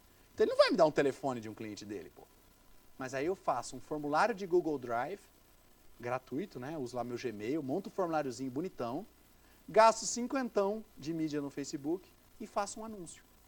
Vai ser só direcionado para o público daquele cliente. E aí roda uma pesquisa. Que é basicamente a mesma coisa que ligar, mas num formato um pouco diferente, né? E não é uma pesquisa quantitativa com uma taxa de confiabilidade de qualidade. Não, é só para você ter um faro. Só para você, de repente, saber alguma coisa que o seu cliente não sabe. E outra é fazer o dever de casa. Google, Google, Google, Google, Google. O nome chique disso é Desk Research. Sabem o que é Desk Research? Senta na sua mesa e liga o Google. Só. Isso. Resultado de busca do Google. Então, faz isso. E é muito legal, porque às vezes você encontra pesquisa, às vezes, por exemplo, a empresa que você trabalha ou do seu cliente, ela é de um determinado segmento. Aquele segmento, às vezes, tem uma associação, tem um sindicato, ou tem uma empresa global de outro país do mundo que oferece o mesmo tipo de serviço, que realizou uma pesquisa. E, normalmente, se você quiser encher os olhos de qualquer cliente, nesse caso, agora estou falando para a galera mais de agência, fala para o seu cliente uma coisa que ele não sabe sobre o mercado dele. Se você fizer isso, o cliente baixa as calças. Por quê? Mostra que você fez o dever de casa, como você comentou lá. Você está trazendo uma coisa que o cara não sabe. E ele te chamou por isso, ele queria aprender uma coisa diferente, nova. Então, a pesquisinha do Google Drive mata a charada. Ou conversar com outras pessoas. Eu uso meu WhatsApp pra caramba. Eu começo a conversar, um cliente de educação, uma escola, tal cidade. Eu já vou procurar quem conhece daquela cidade, já quero saber tudo. Fico xeretando. ali normalmente já vem algumas primeiras ideias, né? E aí, se o cliente me contrata, aí beleza, aí eu vou para campo, aí eu faço pesquisa estatisticamente validada, porque aí agora eu estou recebendo para isso, né? Mas como forma de prospecção, a gente faz isso para caramba. Então, voltando lá, fazer o cronograma é importante para você conseguir priorizar, saber quando você vai entregar. Ao mesmo tempo, gente, é tudo muito trabalhoso. Tudo que a gente tem que fazer para inbound tem que ser bem feito. Então, tem que ser feito com carinho, tem um tempo de pesquisa, tem um tempo de produzir, testar. Por exemplo, quando a gente cria conteúdo de blog, a gente testa muito títulos diferentes. Então, às vezes, você está escrevendo um post, você faz 20 títulos diferentes para escolher um. Porque só vai ficar com um no blog no final. Mas gastar energia para escrever 20 títulos é importante. O problema é que é tanta coisa e tão trabalhoso que às vezes você passa 2 meses fazendo sem fazer nada. Sem entregar nada. Então, cria o cronograma até para você mesmo se cobrar. Porque o problema de ser uma estratégia de longo prazo, o trabalho de inbound, é que é difícil de ver resultado. Aí alguém vem e fala assim, não, eu comecei um projeto de inbound e o resultado apareceu em 4 meses. Aí o que acontece? Você fica 4 meses sem fazer meio que nada, porque tem tanta coisa para fazer, aí você passa 4 meses e não tem resultado nenhum. Porque é 4 meses depois que você começar. Mas você nem começou ainda. Então, o cronograma é uma forma de você se cobrar.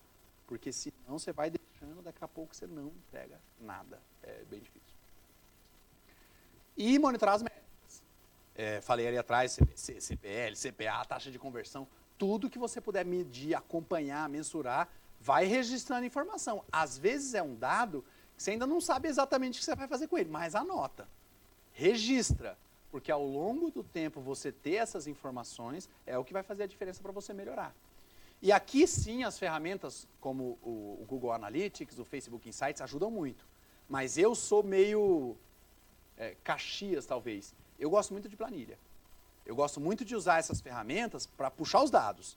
Mas a hora que eu analiso, que eu sento, faço meu gráfico de pizza, faço minha evolução ao longo do tempo, uma distribuição, é uma boa e velha planilhona. Né? E isso todos os dias, tá, galera? Vivo disso, né? Minha área é performance lá. Então, eu gosto muito das ferramentas para extração de dados. Mas para analisar mesmo, nada melhor do que o Excelzinho. E por que eu falo isso, gente? Por exemplo, no Google Analytics, tem um problema enorme. Os gráficos do Google Analytics, eles são zoados. Porque o Google Analytics ele é meio horizontal. Todo gráfico de Google Analytics ele é meio que puxado. Então, não sei se tem uma caneta aqui. Sei lá, se eu faço um gráfico no Excel, eu faço ele aqui, aí ele tem 4 meses. Aí, sei lá, o meu gráfico é assim. Aí eu olho esse mesmo gráfico no Analytics, ele é desse tamanho aqui para 4 meses. Aí esse mesmo gráfico aqui, ele fica assim, ó. Daí parece que as coisas estão andando menos, porque ele estica. Sabe quando você pega uma foto e estica, ela fica deformada? É assim que eu vejo todo o gráfico do Google Analytics. Para mim é como se ele fosse uma foto deformada. Então eu gosto do Excel porque ele padroniza. A Microsoft se preocupou em fazer um gráfico que realmente respeita uma escala. E no Analytics isso é uma nhaca. Então, e o Facebook faz a mesma coisa nos gráficos do Insights. Eu acho que esse é um ganho importante. Partam para a planilha na hora de analisar. E a gente vai falar da etapa 3. Então, ó, primeira etapa, atrair tráfego. Aquele mundaréu de estratégia. Nós vamos trocar uma ideia com o nosso cliente, vamos entender o que funcionou e o que atraiu o cliente e vamos adotar e escolher aquela estratégia e fazer ela bem. Só que é o seguinte, a gente não vive de visita de site. Na verdade, a gente não ganha nada quando um cliente visita o nosso site. A gente só gasta, né? Porque ele gasta mais tráfego, banda na nossa hospedagem, tem que aumentar lá o plano de hospedagem. Então, a priori, visita só traz custo. Que hora que isso vai começar a gerar negócio? A hora que a gente começa a entender quem é esse cliente. Ou seja, quem são os clientes que criaram uma conta, ou deixaram um e-mail para receber novidades, ou às vezes até que compraram um primeiro produto, mas eu quero vender mais produto para ele, é a hora do convertendo leads. A estratégia de inbound marketing é muito difícil, gente, da gente separar ela, da gente se perder dela, quando a gente sem falar de landing page. Por quê? Eu posso fazer um trabalho de inbound marketing utilizando o próprio site da empresa. O problema é que o site da empresa ele tem vários papéis, tem vários objetivos. O site da empresa tem que ter lá um texto. Quem somos? Ah, minha empresa, muito legal. Blá, blá, blá. Tem que ter lá todos os meus produtos e serviços. Mas tem produtos para o segmento imobiliário e tem produtos para o segmento automotivo. 2 segmentos totalmente diferentes. Tem a página para eu me tornar um representante. Tem a página de contato. Ou seja, se eu jogo um visitante no meu site, na página inicial, esse cara é bombardeado por um monte de informação. Esse cara pode clicar em um monte de lugar diferente. E às vezes eu fui lá e fiz a minha campanha do Google AdWords, por exemplo, por uma palavra-chave muito específica, comprar escapamento de Gol. É muito mais importante eu levar esse cara para a página do meu site onde tenha o bendito do escapamento de um Gol. Porque era isso que o cara estava precisando no Google. Agora, eu coloco lá, comprar escapamento de Gol. O cara clica, cai na home do meu site, tem uma foto de um prédio e tem uma solução para vender uma escada, um andaime. Não, mas eu também vendo escapamento de Fusca. Por que você mandou o cara para a página inicial falando de andaime? Então é uma coisa que a gente esquece em campanha de mídia. A maioria das pessoas que faz campanha de mídia manda tudo para home, vai mandando para home. Aí depois não sabe por que não converte. Dentro da lógica de inbound, a gente gosta da ideia de uma landing page, porque uma landing page ela é um site para todos os efeitos. A diferença é que ele é um site de uma página só. A landing page é um site que não tem links externos, links de navegação. A única coisa que tem numa landing page que eu posso clicar é o botão para eu cadastrar meu nome, meu telefone e meu e-mail. Então é meio como se você encurralasse o visitante. Claro, ele pode clicar no X e sair da tua página. Pode clicar no voltar do navegador. Você não vai ir. Não tá prendendo o cara. Mas você encurrala quase que forçando para o cara se cadastrar. E vocês sabem, gente, que às vezes você usa, dependendo da palavra que você usa aqui, mais gente ou menos gente se cadastra no site. Se você usar um verbo no infinitivo, tipo cadastrar, inscrever, você tem muito mais resultado do que se você escrever, por exemplo, matrícula. Escrever um substantivo. E por que eu estou contando isso para vocês? Não só como técnica, isso é importante como técnica, mas só para dizer que o visitante do site é muito influenciado. A gente, como ser humano, a gente não para pensar, a gente vai meio que obedecendo as ordens. Então você dá umas ordenzinhas de comando, funcionam super bem no site. Então a landing page consegue não ter o que a gente chama dos pontos de fuga, que são oportunidades de você perder o visitante à toa. Você botou um botão para ele compartilhar seu site nas redes sociais. Putz, que legal, ele vai compartilhar para os 3 amigos dele, em vez de ele clicar no botão de dar o telefone dele para você ligar. Então você consegue afunilar. Segunda coisa, a landing page você consegue apresentar o seu produto ou o seu serviço direcionado para aquilo que o cara está procurando. Você consegue, se fosse lá o escapamento de Gol, você consegue fazer a melhor página do mundo para vender escapamento de Gol. Com todo o texto e toda a argumentação de por que aquele cara tem que comprar aquele escapamento de você. Então, o formato da landing page ser uma página só, te permite vender o seu conceito de branding, o selo do prêmio não sei o que lá que você ganhou, os seus diferenciais, a apresentação do curso que você está oferecendo, tudo no corpo daquela landing page. E diferente do que a gente às vezes vai encontrar alguns desses preconceitos, a landing page ela pode ter bastante texto. Claro, o impacto visual é importante. Se você tiver um vídeo sobre o assunto, melhor ainda, mas as pessoas leem. Ah não, hoje em dia as pessoas não leem. Não leem quando é chato. Quando é chato a pessoa some, vai embora. Quando ela entra numa página e não entende o que é aquilo, ela vaza. Quando ela estava procurando um escapamento, você deu um andaime, ela some. Agora, se você está construindo um argumento baseado no que ela procurou, ela lê. Então, escrever conteúdo sobre aquele tema. Terceiro, como você cria essa landing page super focada, a sua chance de indexar no Google é muito maior. Porque você vai fazer um melhor texto sobre comprar um escapamento de Gol. Então, provavelmente, quando as pessoas procurarem comprar um escapamento de Gol, o Google vai entender que tua página é legal daquele assunto. E daqui a pouco você está gastando até menos com o anúncio. Então, a landing page, ela é, por 3 razões aí principais que eu coloquei, ela é excelente para a gente utilizar como estratégia de conversão de lead. Por favor. Eu, pensando em estratégia de inbound, mas vindo de um e-commerce, seria interessante eu fazer algumas campanhas de AdWords focadas para landing page? Para aquele teu caso do ciclo de venda mais longo, com certeza. Inclusive, você vai ter muito... Vamos dizer que sua taxa de conversão seja lá 0,5%. Tá. Provavelmente sua taxa de captação de lead vai ser tipo 3, 5%. Então você vai conseguir muito mais contatos do que você consegue venda. Até porque é muito mais fácil eu te dar o meu e-mail do que eu te dar o meu dinheiro, né? Sim. Mais ou menos por essa Eu razão. posso pegar o contato dele até pro meu televendas ligar para ele. Por exemplo, se é que o televendas ligar, a gente já considera em inbound fundo do funil. Ah, tá. O cara está mais pronto para receber uma ligação de televendas. Até Entendi. porque a gente não atende telefone, lembra? Então, antes, é melhor você pegar o e-mail dele e começar a conversar. Inclusive, as estratégias mais eficientes de inbound, no primeiro contato você pede o nome e o e-mail. Porque são as informações mais fáceis do cara te dar. E aí você vai pedir o telefone depois que você mandou uns 3 conteúdos pro cara, o cara baixou, você está vendo que ele está interessado, aí você pede o telefone. Primeiro, porque ele vai estar mais à vontade de te dar o telefone, e segundo, porque você só vai receber o telefone de pessoas realmente interessadas. Tá. Você vai diminuir o caroço, né? As pessoas que entram em contato e só estão pesquisando, só estavam querendo baixar o seu relatório, sei lá. Então, às vezes, você vai pedindo os dados ao longo do tempo. Na campanha que eu quero mostrar para vocês do Sebrae, a gente começa perguntando o nome e e-mail.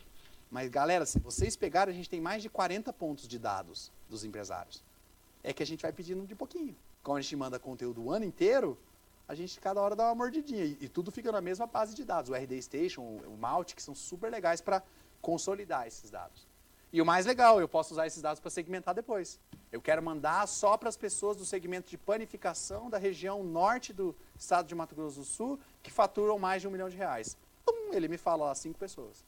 E aí, se eu estou vendendo um curso de PCMSO focado no segmento de panificação, eu já sei com quem falar, para quem ligar, aí sim, meu televendas, né? Então, a ideia da landing page é capturar, converter o lead. E aí, aproveitando que a gente falou desse ponto, uma das regrinhas meio gerais que a gente utiliza é que quanto mais campos você tem no seu formulário, menos conversões você tem, menos gente se cadastra. Agora, isso pode ser bom ou ruim. Pode ser que você tenha, por exemplo, uma equipe de vendas muito limitada. Aí você coloca um formulário só com nome e telefone. Aí um monte de gente se cadastra. Mas, na verdade, não era um monte de gente que queria comprar. Era gente que queria só informação. E aí você está gastando um salário de vendedor para, às vezes, responder uma informação mais básica. Então, às vezes, a gente cria um formulário mais completo intencionalmente. A gente trabalha com a Universidade de Cambridge aqui no Brasil e eles só trabalham com empresas gigantescas. Então, o nosso formulário de captação de leads de Cambridge tem 11 campos. Cara, é muito chato, a taxa de conversão é horrível, o custo por lead é altíssimo. Só que é o seguinte, ele é qualificado. Quando o lead chega, para vocês terem uma ideia, a maioria dos leads que a gente gera para esse cliente são jogados no lixo. Porque de acordo com as respostas que o cara dá, os caras nem querem conversar. Só quem responder certinho as perguntas que, não é que é uma prova, né, mas que estão dentro do segmento que ela quer, é que ela manda para o vendedor. Até porque o vendedor ganha 15 pau por mês, mais comissão. Então não dá para esse cara ficar gastando o dia inteiro dele conversando com um monte de gente perdida. Vai conversar certeiro. Então, oi? Pequeninérrimo, é um tipo de empresa específica de um segmento e de um determinado porte. Muito grande não dá, muito pequeno não dá, então ela já sabe, de novo, conhece o cliente dela, né? E aí é isso, o lead fica mais caro, mas a taxa de conversão é mais alta. Então, esse tipo de escolha que a gente faz, e a landing page é a porta de entrada para isso. Tá, gente? Como que eu desenvolvo uma landing page? Tem ferramentas também. Eu acho que o meu próximo slide eu até... Ah, tá. Ô, caramba. Eu vou voltar ali, mas... Isso, o RD Station tem ferramentas, tem uma ferramenta de criação de landing page que já tem um monte de modelo pronto. Só lembrem assim, gente, modelo pronto é só o visual e o formulário, tá? O resto, a parte que interessa é você que tem que fazer, que é o conteúdo. Mas já ajuda bastante. O Unbounce é a mesma coisa. É uma ferramenta, ela é gratuita. Se você quiser fazer poucas landing pages, dá para usar a ferramenta dos caras. A versão paga custa, eu acho que $99 por mês. Então, né, tipo R$1 milhão com o câmbio atual. Mas a ideia é que ela tem integração com um monte de sistema. Você tem os templates lindos, enquanto o RD Station, o negócio é meio mais ou menos. No Unbounce, os templates são fenomenais. Se você tiver alguém de criação... Unbounce. Não, ela é só para a criação das landing pages e captação do lead. ela não faz a régua de relacionamento depois. Então não é um software de inbound, é realmente um software de landing page. Então é uma ferramenta que eu sugiro para vocês porque ela é mais bonita. Realmente o impacto visual é bem mais legal. Você conhece essa ferramenta de criação de landing page da Critel? Não sabia Não, que eles tinham. desculpa, Ah. da Acna. Não conheço não. Da A Acna é uma solução de e-mail, não é? Então, ela é É. uma solução de e-mail marketing. Eu tenho um contrato com eles, eu tenho um pacote fechado de disparo de e-mails. Uhum. E aí eu tava lá navegando, aí eu vi que tinha uma criação de landing page. Não sei nem se eu tenho isso contratado, mas eu vi que tinha. Eu queria saber se é bom. Porque se eu já tenho um nunca e-mail usei. por pago, eu Nunca usei, já mas posso contratar os deles. softwares de e-mail marketing têm evoluído para softwares de inbound.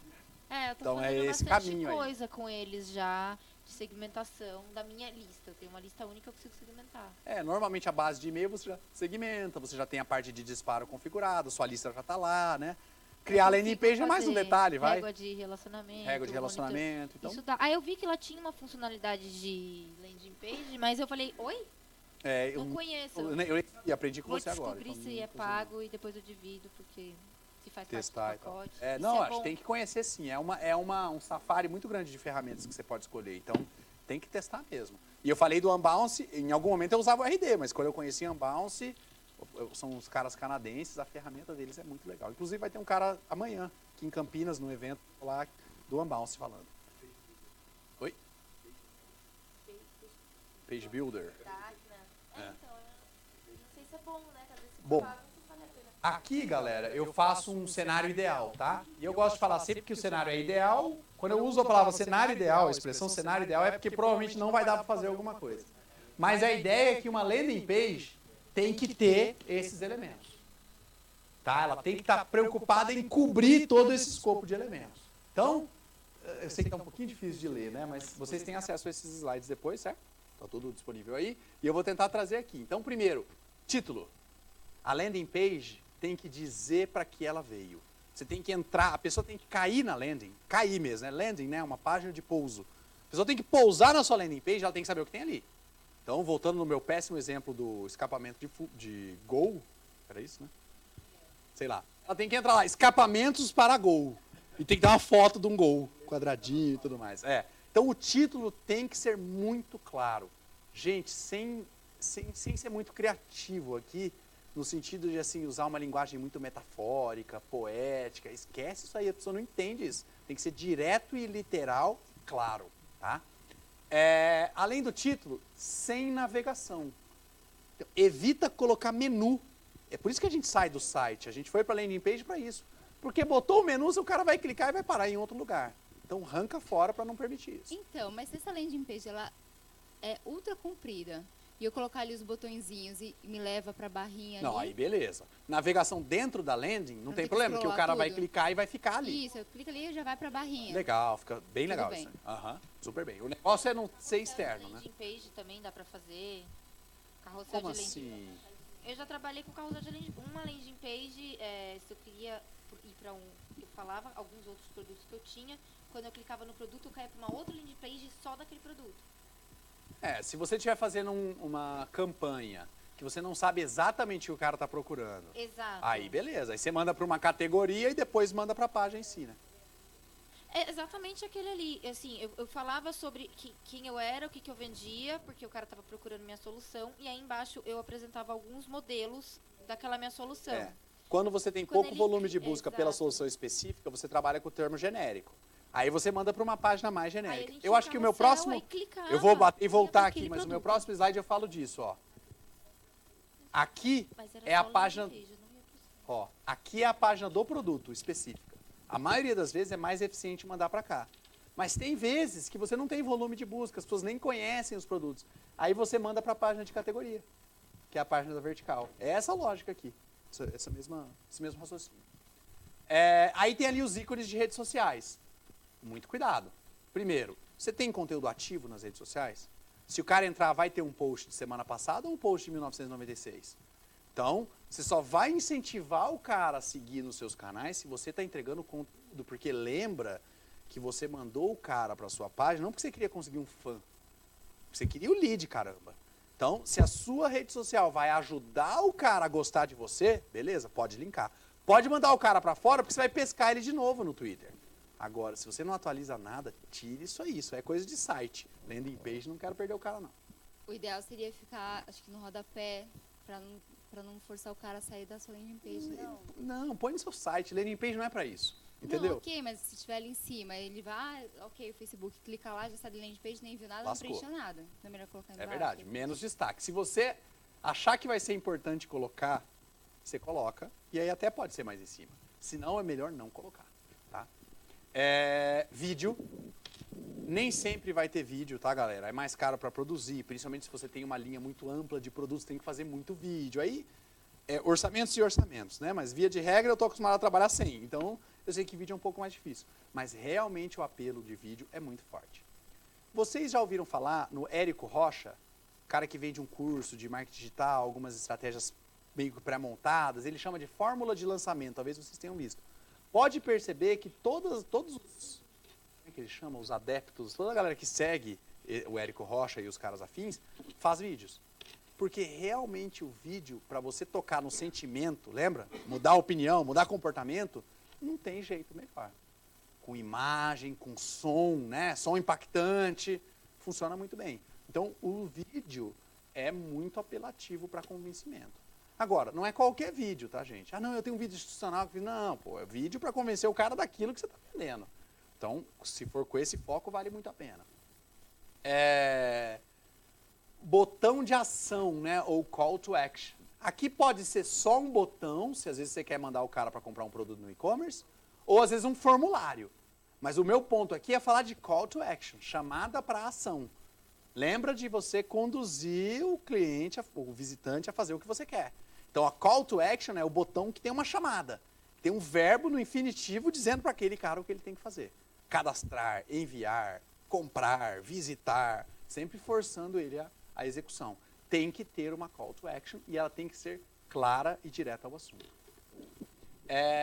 Aí aqui, capturas de telas, se você estiver vendendo um software, fotos do seu produto sendo utilizado, se for no e-commerce, por favor. É isso que eu queria tentar jogar, essa landing page pensando no e-commerce. Eu quero vender, aí eu faço o quê? Eu coloco a foto do produto e o call to action manda para o site?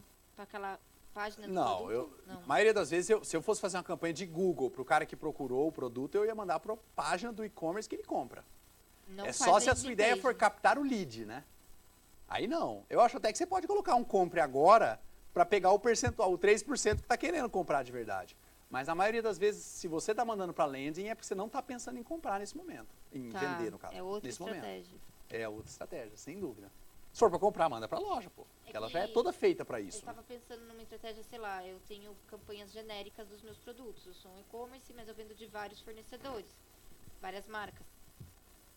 E aí, se aquele cara me der um incentivo, ele patrocinar alguma campanha, em vez de eu mandar para a categoria, fazer uma landing page só do produto dele. Mas de novo, se ela é para vender, é melhor você pegar uma página daquela marca no pra seu e-commerce. categoria, dá por filtro da marca. por Isso, tem Melhor. plataforma que tem isso, né? Sim, Barra, tem. sei lá, lupo, e aí todo mundo vê por ali. Que é mais fácil do que Com criar uma landing certeza. page. Eu não faria uma landing page para fazer campanha de venda, essa é a lógica. Agora, é uma campanha de formação de base, captação de leads para inbound, aí beleza, aí você faz. Então, a captura de tela, a ideia é imagens, né? Um carrossel que possa ver várias fotos. Outro ponto importante, lembra que todos esses elementos têm que funcionar muito bem no desktop, mas tem que funcionar também muito bem no celular, na tela menor. Você Né? falou que o landing page então é mais para a parte de nutrir, então, algo do tipo? Não, ela é para captar. É porque lembra o seguinte, você tem que convencer o cara a botar o nome e meio o telefone dele aqui. Então, às vezes, você vai ter que mostrar um mundo maravilhoso e fantástico para chamar a atenção do cara. Porque a pessoa não põe o e-mail dela se ela não tiver algum interesse, ou não estiver convencida, ou se ela ficar desconfiada. Então, o que você está fazendo aqui com o seu conteúdo, sei lá, colocando depoimentos de clientes que já usaram, é criar credibilidade para o cara te dar o e-mail. É nesse sentido. Faz sentido isso? Né? Essa é a lógica da landing, é vender essa ideia para o cara. Mas sim, você tem que colocar conteúdo e coloca bastante. Não põe pouquinho, não. Então, depoimentos de outros clientes são importantes, características e vantagens do seu produto, com títulos chamativos e poucas palavras, para ele entender tudo que seu produto entrega. Sei lá, você entrou na Acna, tinha lá o site landing page builder. Tá lá, page builder, construa landing page sem dificuldade. Construa quantas landing pages você quiser. Vende rápido o conceito, né, através dos seus atributos. Então, quando você vai montar a landing page, gente, se vocês forem no Google escrever landing page perfeita, landing page ideal, tem várias e várias imagens desse tipo, tá? Eu uso essa do Buscapé, que eu acho legal, que ela consolida bem. Mas a ideia é não esquecer desses elementos. O conteúdo de convencimento, a ideia de usar o vídeo, o botão de call to action, evitar a navegação externa. Usa esses componentes que você consegue uma boa landing. Aí aqui tem um exemplo. Eu nem acho ele tão bom assim, não. Eu acho que ele está com pouco texto, por exemplo. Mas é uma landing de planilha de automação de marketing. O RD Station é um software de automação de marketing. Apesar dele trabalhar a gestão de inbound, o que ele faz é automatizar o seu relacionamento. E aí aqui essa planilha é para você fazer inbound sem precisar do software. Aí você diria assim, pô, esses caras do RD são malucos, né? Eles criaram uma planilha de Excel que faz o que eles fazem. Mas na verdade não. O software dele... É mais limitado, né? Lógico. Claro, o software dele faz várias outras coisas. Mas a ideia deles é o seguinte, galera. Se você entrou no Google e achou a página de planilha de automação de marketing, você está querendo automatizar seu marketing. Certo? Para você baixar a planilha, é só você dizer para ele o seu nome, o seu e-mail, o nome da empresa, o seu telefone, que ele vai te dar essa planilha. Claro, ele já sabe que em mais ou menos 10 dias você vai ter tentado utilizar e não vai conseguir, e vai te ligar, oi, que legal, cara, eu vi que você baixou a nossa planilha de automação de marketing, e aí, o que você está achando? Puta, cara, tá foda. Falou, então, tem um jeito muito mais fácil. Cara. Sacaram a construção da venda? Encontrou o cara que estava procurando resolver um problema que o seu software resolve, pegou os dados do cara, você sabe que ele não vai resolver o problema, e você liga. Porque até hoje nunca eles ligaram para alguém e falaram, pô, adorei a planilha, estou usando aqui, já automatizei tudo. Nunca. Não tem nem hipótese. Então, isso que é conhecer o cliente. É entender o que o cara do marketing da empresa tenta fazer porque não tem grana e está se virando, e aí pegar ele nessa hora. Você quer complementar? Que eu ia fazer outra pergunta.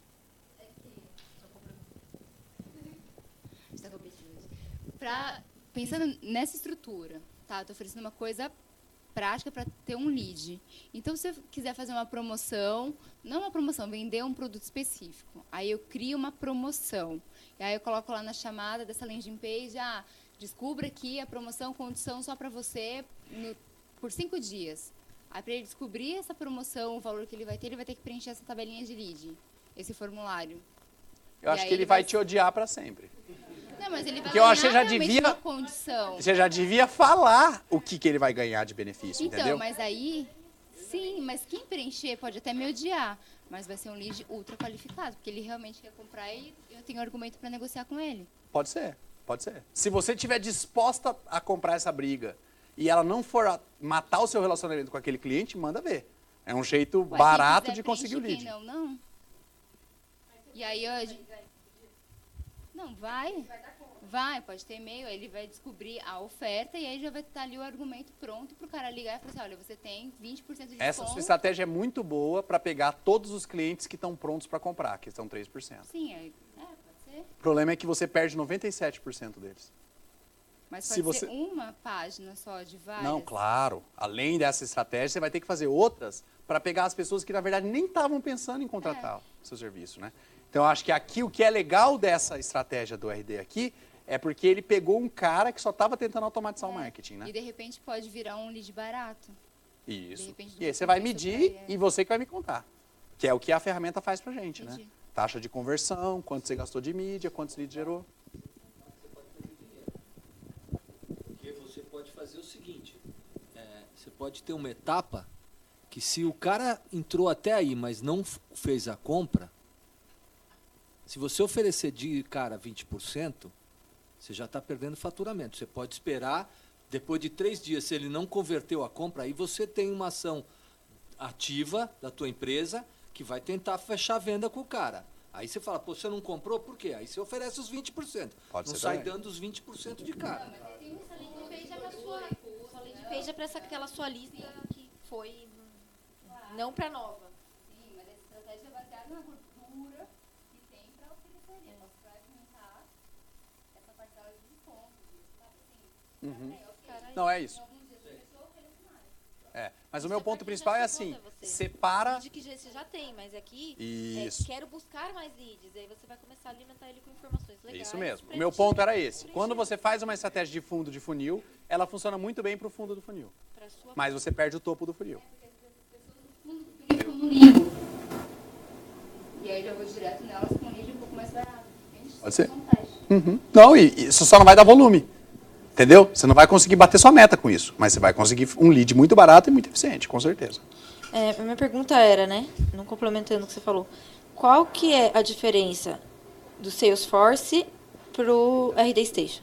O Salesforce é o CRM. Ele vai montar toda a história de relacionamento da sua empresa com aquele cliente. O RD Station faz toda a história de relacionamento de conteúdo. Então ele talvez seja um pouco mais limitado nesse sentido. Porque ele vai registrar qual landing page que o cara acessou, qual o conteúdo que ele abriu, qual e-mail que ele abriu também, qual e-mail que ele clicou. O Salesforce não faz isso. Não, o Salesforce também faz isso, ele também computa essas relações, só que você vai ter que configurar o código do Salesforce em todos os seus e-mails, em todas as suas landing pages. Agora, o propósito do Salesforce é mais funil de vendas, normalmente os seus vendedores vão ter acesso. O Salesforce trabalha o pipeline inteiro de vendas. O RD trabalha o pipeline de marketing. Tá. E eu São consigo diferentes, trabalhar eles com se os dois? cruzam aqui no meio, entendeu? Oi? E eu consigo trabalhar com os Super, eles se integram. Tá, Você pode fazer o seguinte, ó, pipeline de marketing e relacionamento. O cara tá pronto para vendas, Joga pro Salesforce. joga ele pro Salesforce, já vai cair no cadastro de um vendedor, por exemplo. Tá, porque a minha pergunta é, e pra que serve o TOTS? O Salesforce e o TOTS é a mesma coisa? Não, é que a TOTUS é uma empresa gigante que tem trocentos mil softwares diferentes. Mas você deve estar perguntando o ERP, né? Que é o software de gestão da empresa inteira. Ele vai controlar o seu financeiro, Aí ele o vai fazer TOTUS. gestão de estoque, ele é outra esfera. Aí eu consigo- Agora o aí eu TOTUS vou- tem um CRM também. Eu preciso Proteus trabalhar, eu que consigo chama, trabalhar né? com todos eles. Não, porque eu... Proteus é o ERP, né? Grande deles. É, porque eu queria saber se estava fazendo certo, porque se um dia eu precisar voltar a fazer inbound. Eu tinha o Marketo, que é a ferramenta de inbound, que não é muito conhecida aqui acho que no Brasil.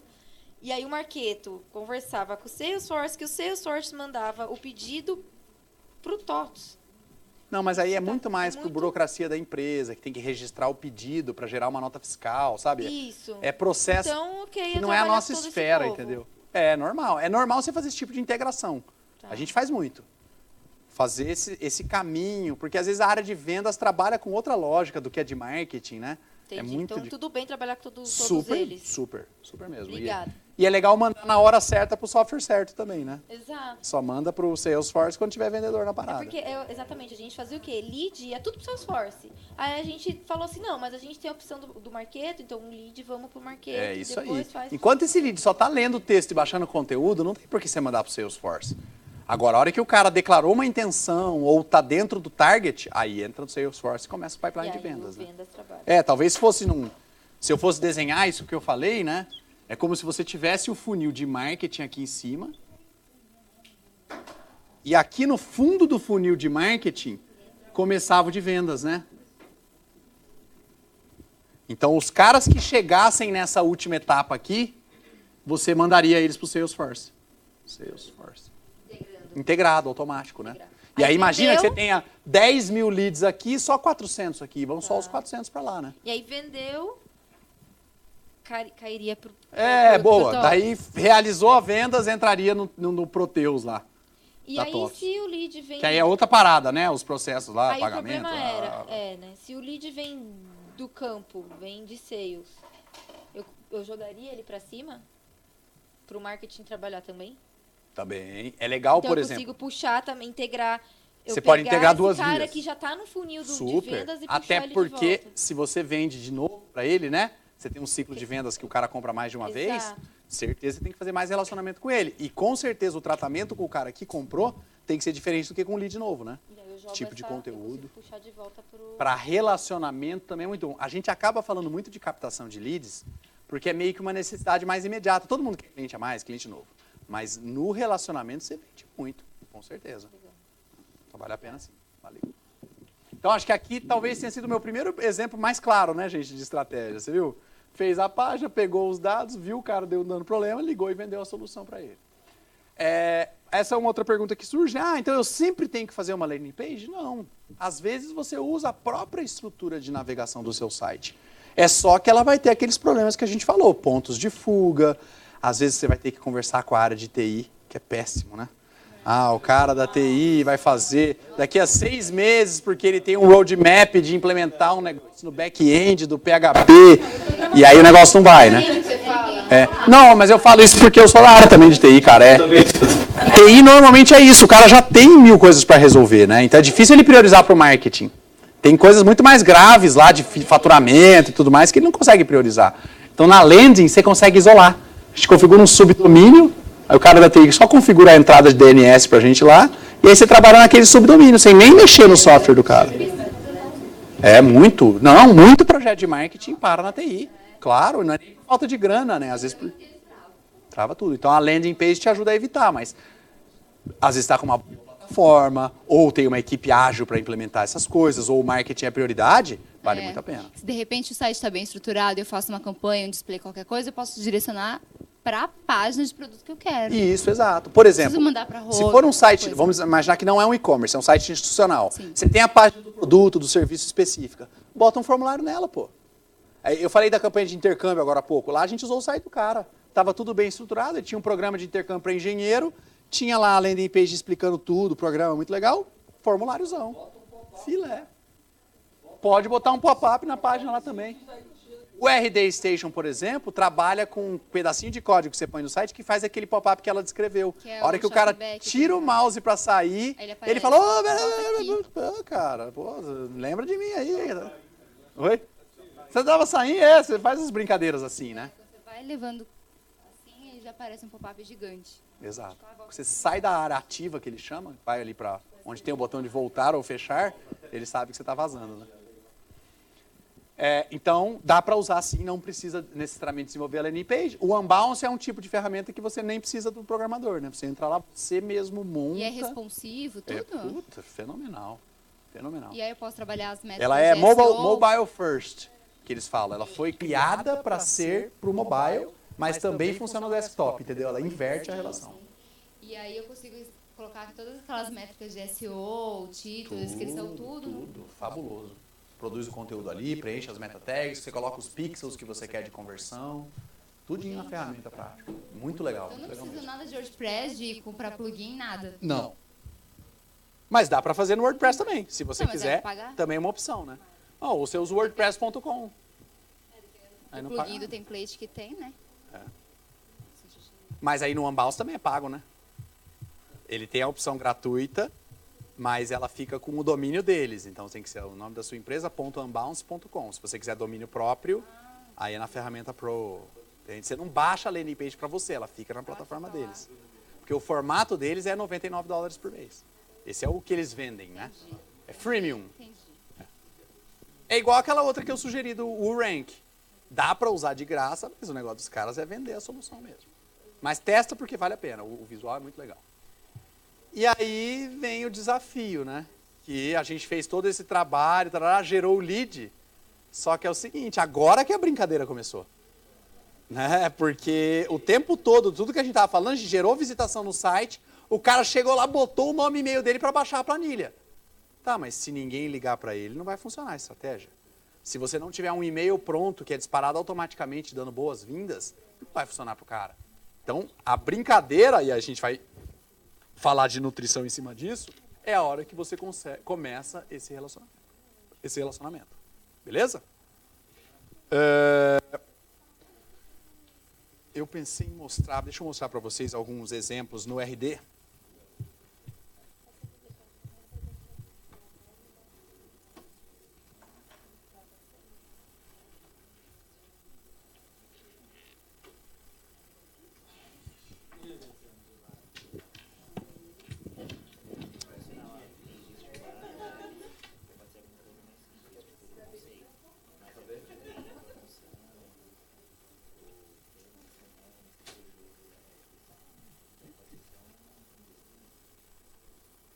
Tem um problema, galera, não sei minha senha. Deixa eu abrir aqui, só para mostrar para vocês. Então, o RD Station é um software que a gente usa bastante para os projetos de inbound nosso. ele é o software brasileiro mais caro, mas não é o software mais caro para brasileiros. Porque tem os softwares internacionais, tem lá Marketo, HubSpot, que também funcionam em português e tudo mais, são um pouquinho mais caros. Oi? Eu não sei, não vi. O Watson é a inteligência artificial da IBM, mas... Não. Você pode até usar o Watson para ter alguma inteligência no seu processo lá, mas não faz a mesma coisa, não. Na verdade, faz outras coisas muito legais, mas de inteligência artificial.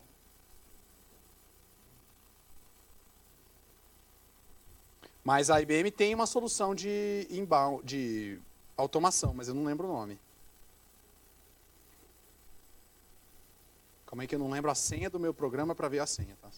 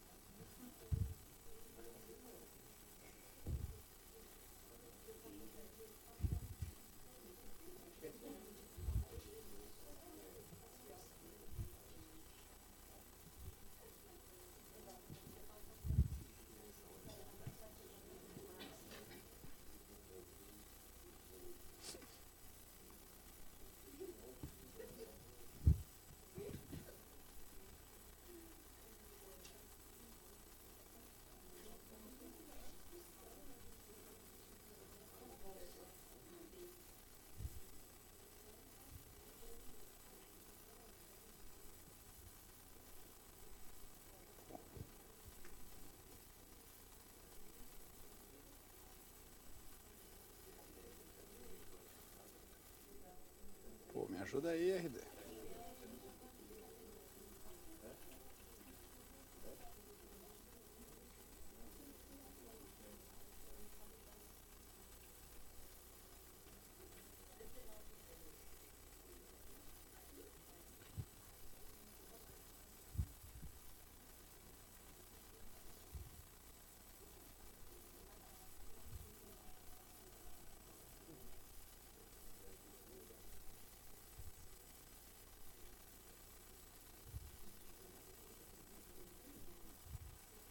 Pô.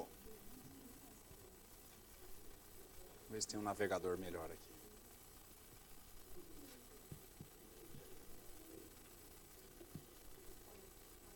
Agora sim.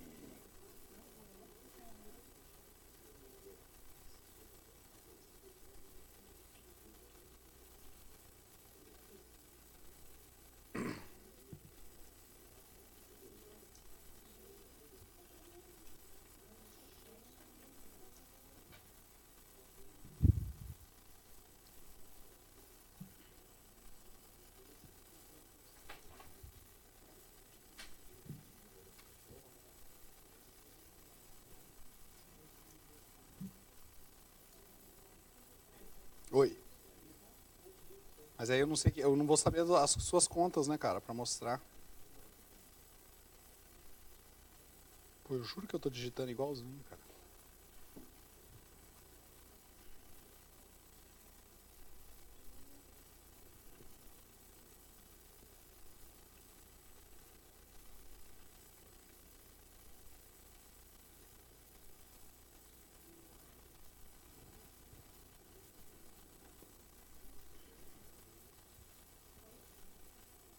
Pô, nem mudar minha senha, cara.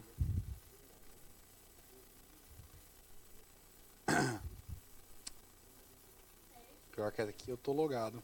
É. Conferi umas 5 vezes também. Fiquei meio na dúvida se era isso.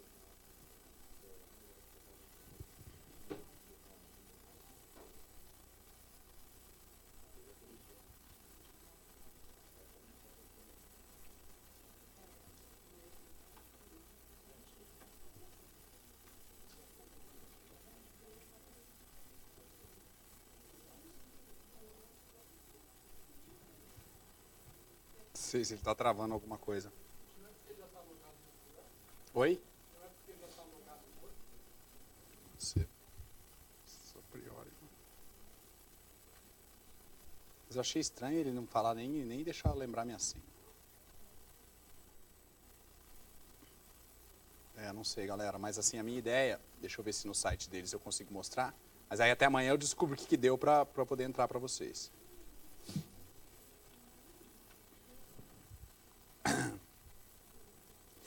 Já sei, eu vou fazer uma manobra meio maluca aqui, mas vai dar certo.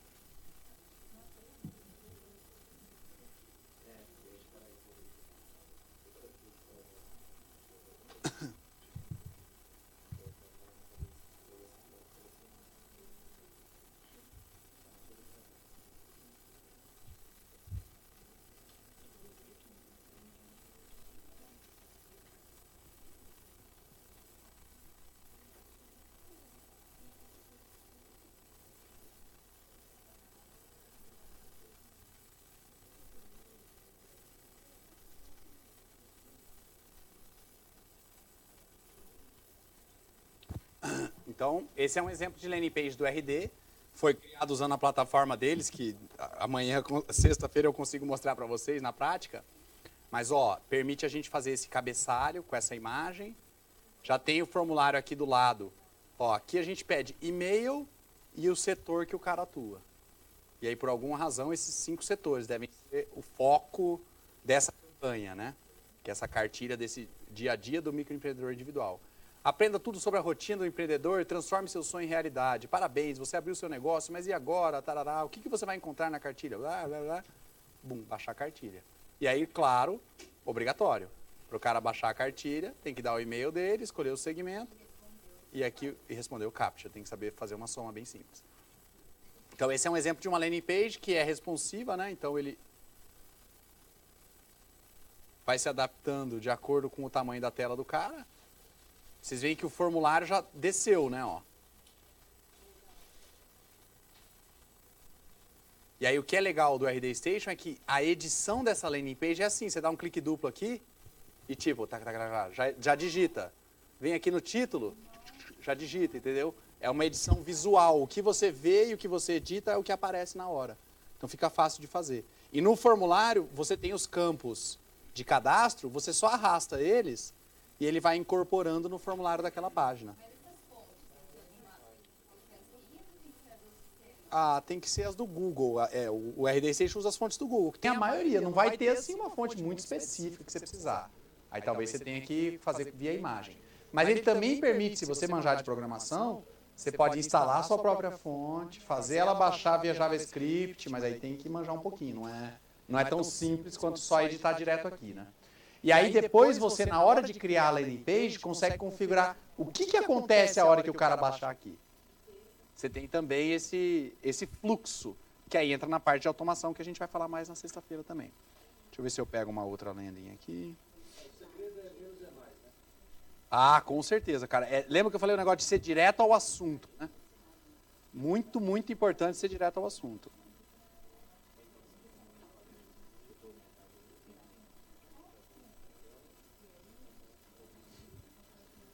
Ó, pra vocês terem uma ideia, essa landing page está usando o mesmo modelo que a outra. Vocês conseguem enxergar? Né? Troquei a imagem de topo, mas ó, mesmo título, a fonte, até não sei se a fonte é a mesma, não sei se vocês flagraram aí. Mesma fonte, né? Exatamente assim. Deixa eu ver se eu pego uma. É.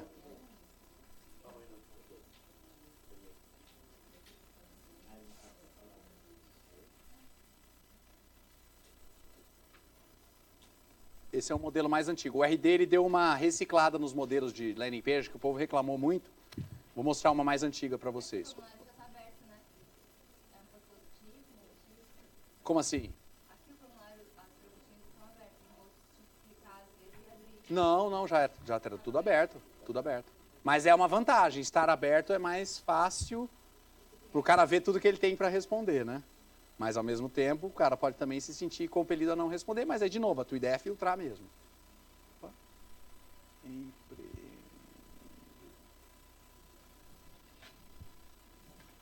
Daí ela é uma imagem zona de topo, pô, ainda tá parecido, né? Não, eu queria pegar uma diferente mesmo, peraí. É que eu tô indo no aleatório aqui, tá, galera?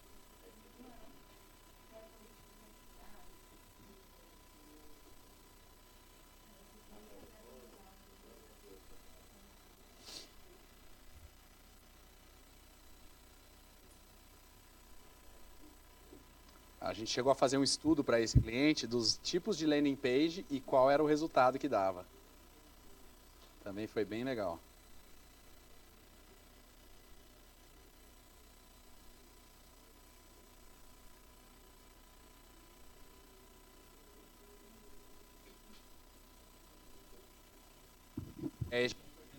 O público, né, qual que o formato era mais legal. Eu nunca entendi Pronto, pra que achei. serve essa soma aí, que sempre tem. Cara, isso aí é para evitar que um computador, um robô, consiga preencher o seu formulário e fique mandando spam para você, ou às vezes os caras tentam fazer invasão para obter algum dado do site. Então é um mecanismo de segurança de TI. Às vezes ele não é essa soma, é digite os caracteres esquisitos dessa coisa. Às vezes é selecione as imagens onde tem uma placa de carro, né? São esses mecanismos de proteção. Ó, essa já é uma diferente que não usa a imagem de topo daquele jeito, né? Ó. Veja abaixo quais são as principais mudanças, antecipa um pouco das mudanças do Simples Nacional que estavam acontecendo, dá a ideia de um livro, né? Um livreto ou coisa assim, faz até uma parte institucional, presidente do Sebrae, parará. Mas a ideia é aqui, ó, baixar o e-book Alterações que vão impactar a sua empresa MP em 2018. Às vezes um bloqueio de firewall, sei lá, né? Não, pô, aquele que não lembrar a senha, já deixou claro. Bom, então, galera, aqui são alguns exemplos de landing. Na sexta, eu volto e mostro para vocês a edição, essa parte que eu falei de como é mais simples, que tipo de informação você configura de cada uma, e a gente entra na parte de nutrição de leads mais complexa aí também, beleza? Galera, espero que estejam gostando. Sexta-feira, 7 horas, estamos de volta.